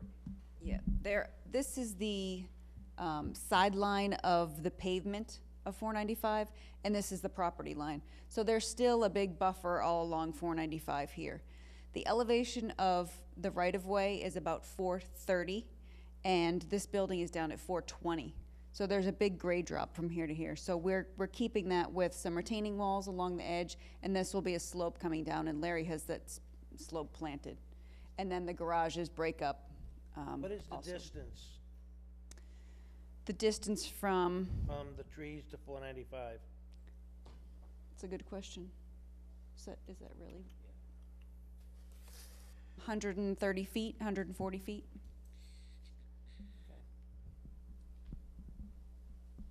Okay, all right. I don't have any other questions.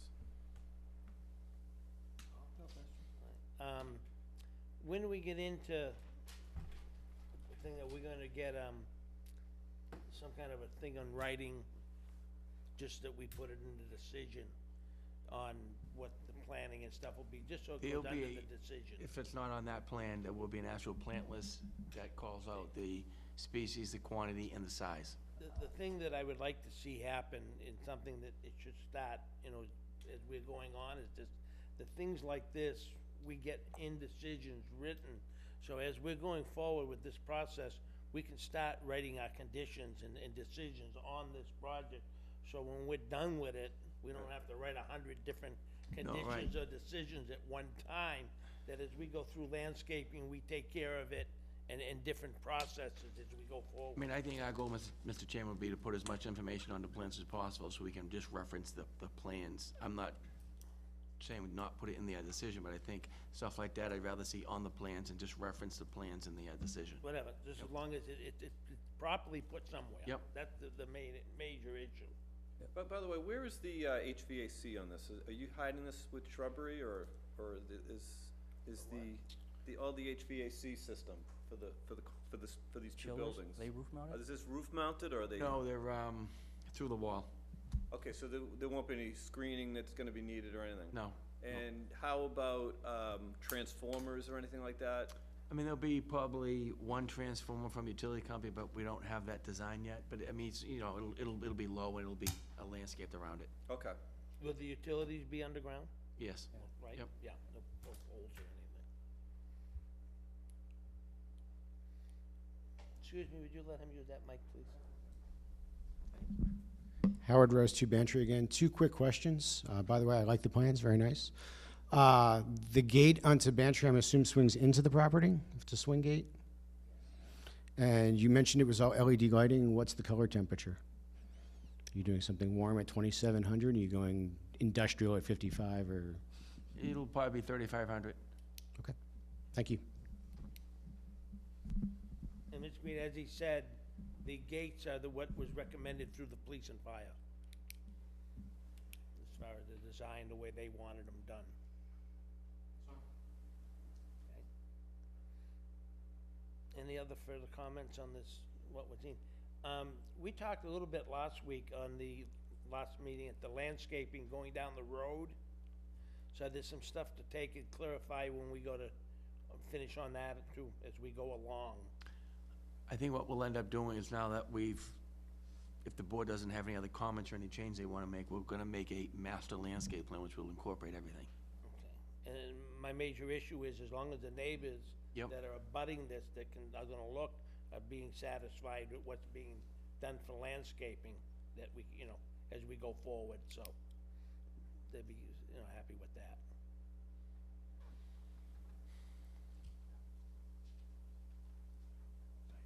Yeah. All right, anything further? By the way, there's no grass, right, on this property? I'd say very little, Okay. very little. Okay. And it was purposely designed Yeah, for that. I understand. Yeah. And a lot of the original trees that can be left are being left, right? We're gonna leave as many as we can. Yeah, Yep. and that's something I know that was written in the other decision that was with the neighbors of Correct. leaving that. I had read that. Yep. That was gonna be done also. And apparently that's changed in the benefit, because now you've stated at the last meeting or the meeting before that the landscaping as far as the easements and cutting grades now are not gonna apparently have to happen. Yeah, under And the- that'll eliminate cutting less trees, won't it? Right, under the agreement with the neighbors, we had I think it was a 10 or 20-foot grading easement on their property. If we needed it, we've designed it without having to go on their property at all. Those trees will be another They'll all remain. buffer that'll get to stay also And then we're planting additional trees on top of that. on top of it, yep. Okay. Any other comments from anyone at this point? All right, everybody, the board have any? All right, for the abutters, just so to make this clear, if there's anything that's coming up in between, you can get a hold of Karen, our secretary, and whatever information you have, she's available to get it to you if you want it. And as information comes in, she has been making sure that you people receive it as we've been going forward, I think. I don't think there's an issue with that, is there? No? Okay, so, all right, so say that, excuse me, use your mic, please. So I have a copy of the use variance if you want to view that. I have that in my office. Yeah, everybody, we all have that, so. All right, any further comments?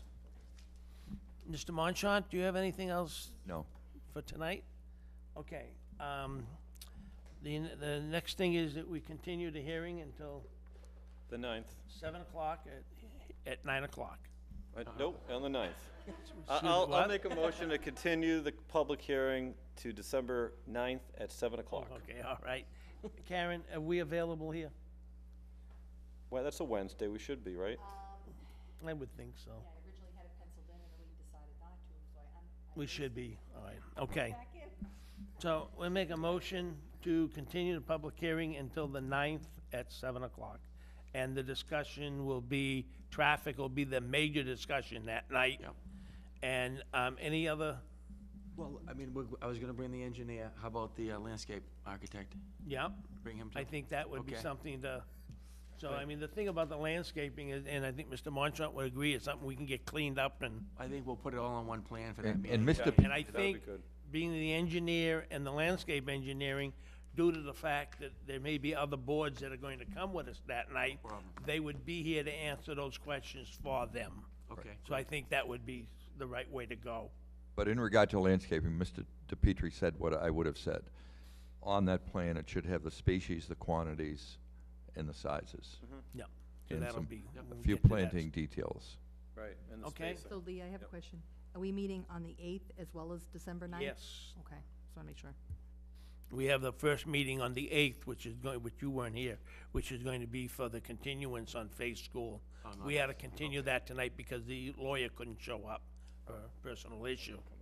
So we're gonna meet 2 nights in a row. So but that's only, the 8th is only for Fay, right? Yes. Okay, so that's fine. What night were you gonna invite all the boards? For the 9th. The 9th. The 9th? What's going to happen, we're gonna do the continuance, and after we get this done, I'm gonna explain to Karen what she needs to do tomorrow. Okay. As far as that part goes, but we got a motion. for Okay, so I made the motion. Anyone want to second Any it? discussion? Second? Okay, no discussion? All in favor? Aye. The other thing is, Karen, that you tomorrow send a letter out to the boards explaining them that we're going to have a meeting on the 9th. Mr. Petrie's going to be here. His engineer, his landscape people are also gonna be here with us. And if they would like to come and ask questions or whatever, they're all more than welcome to do so.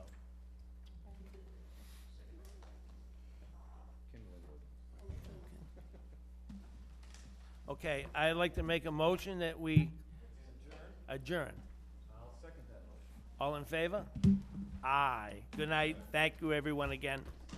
Thank you.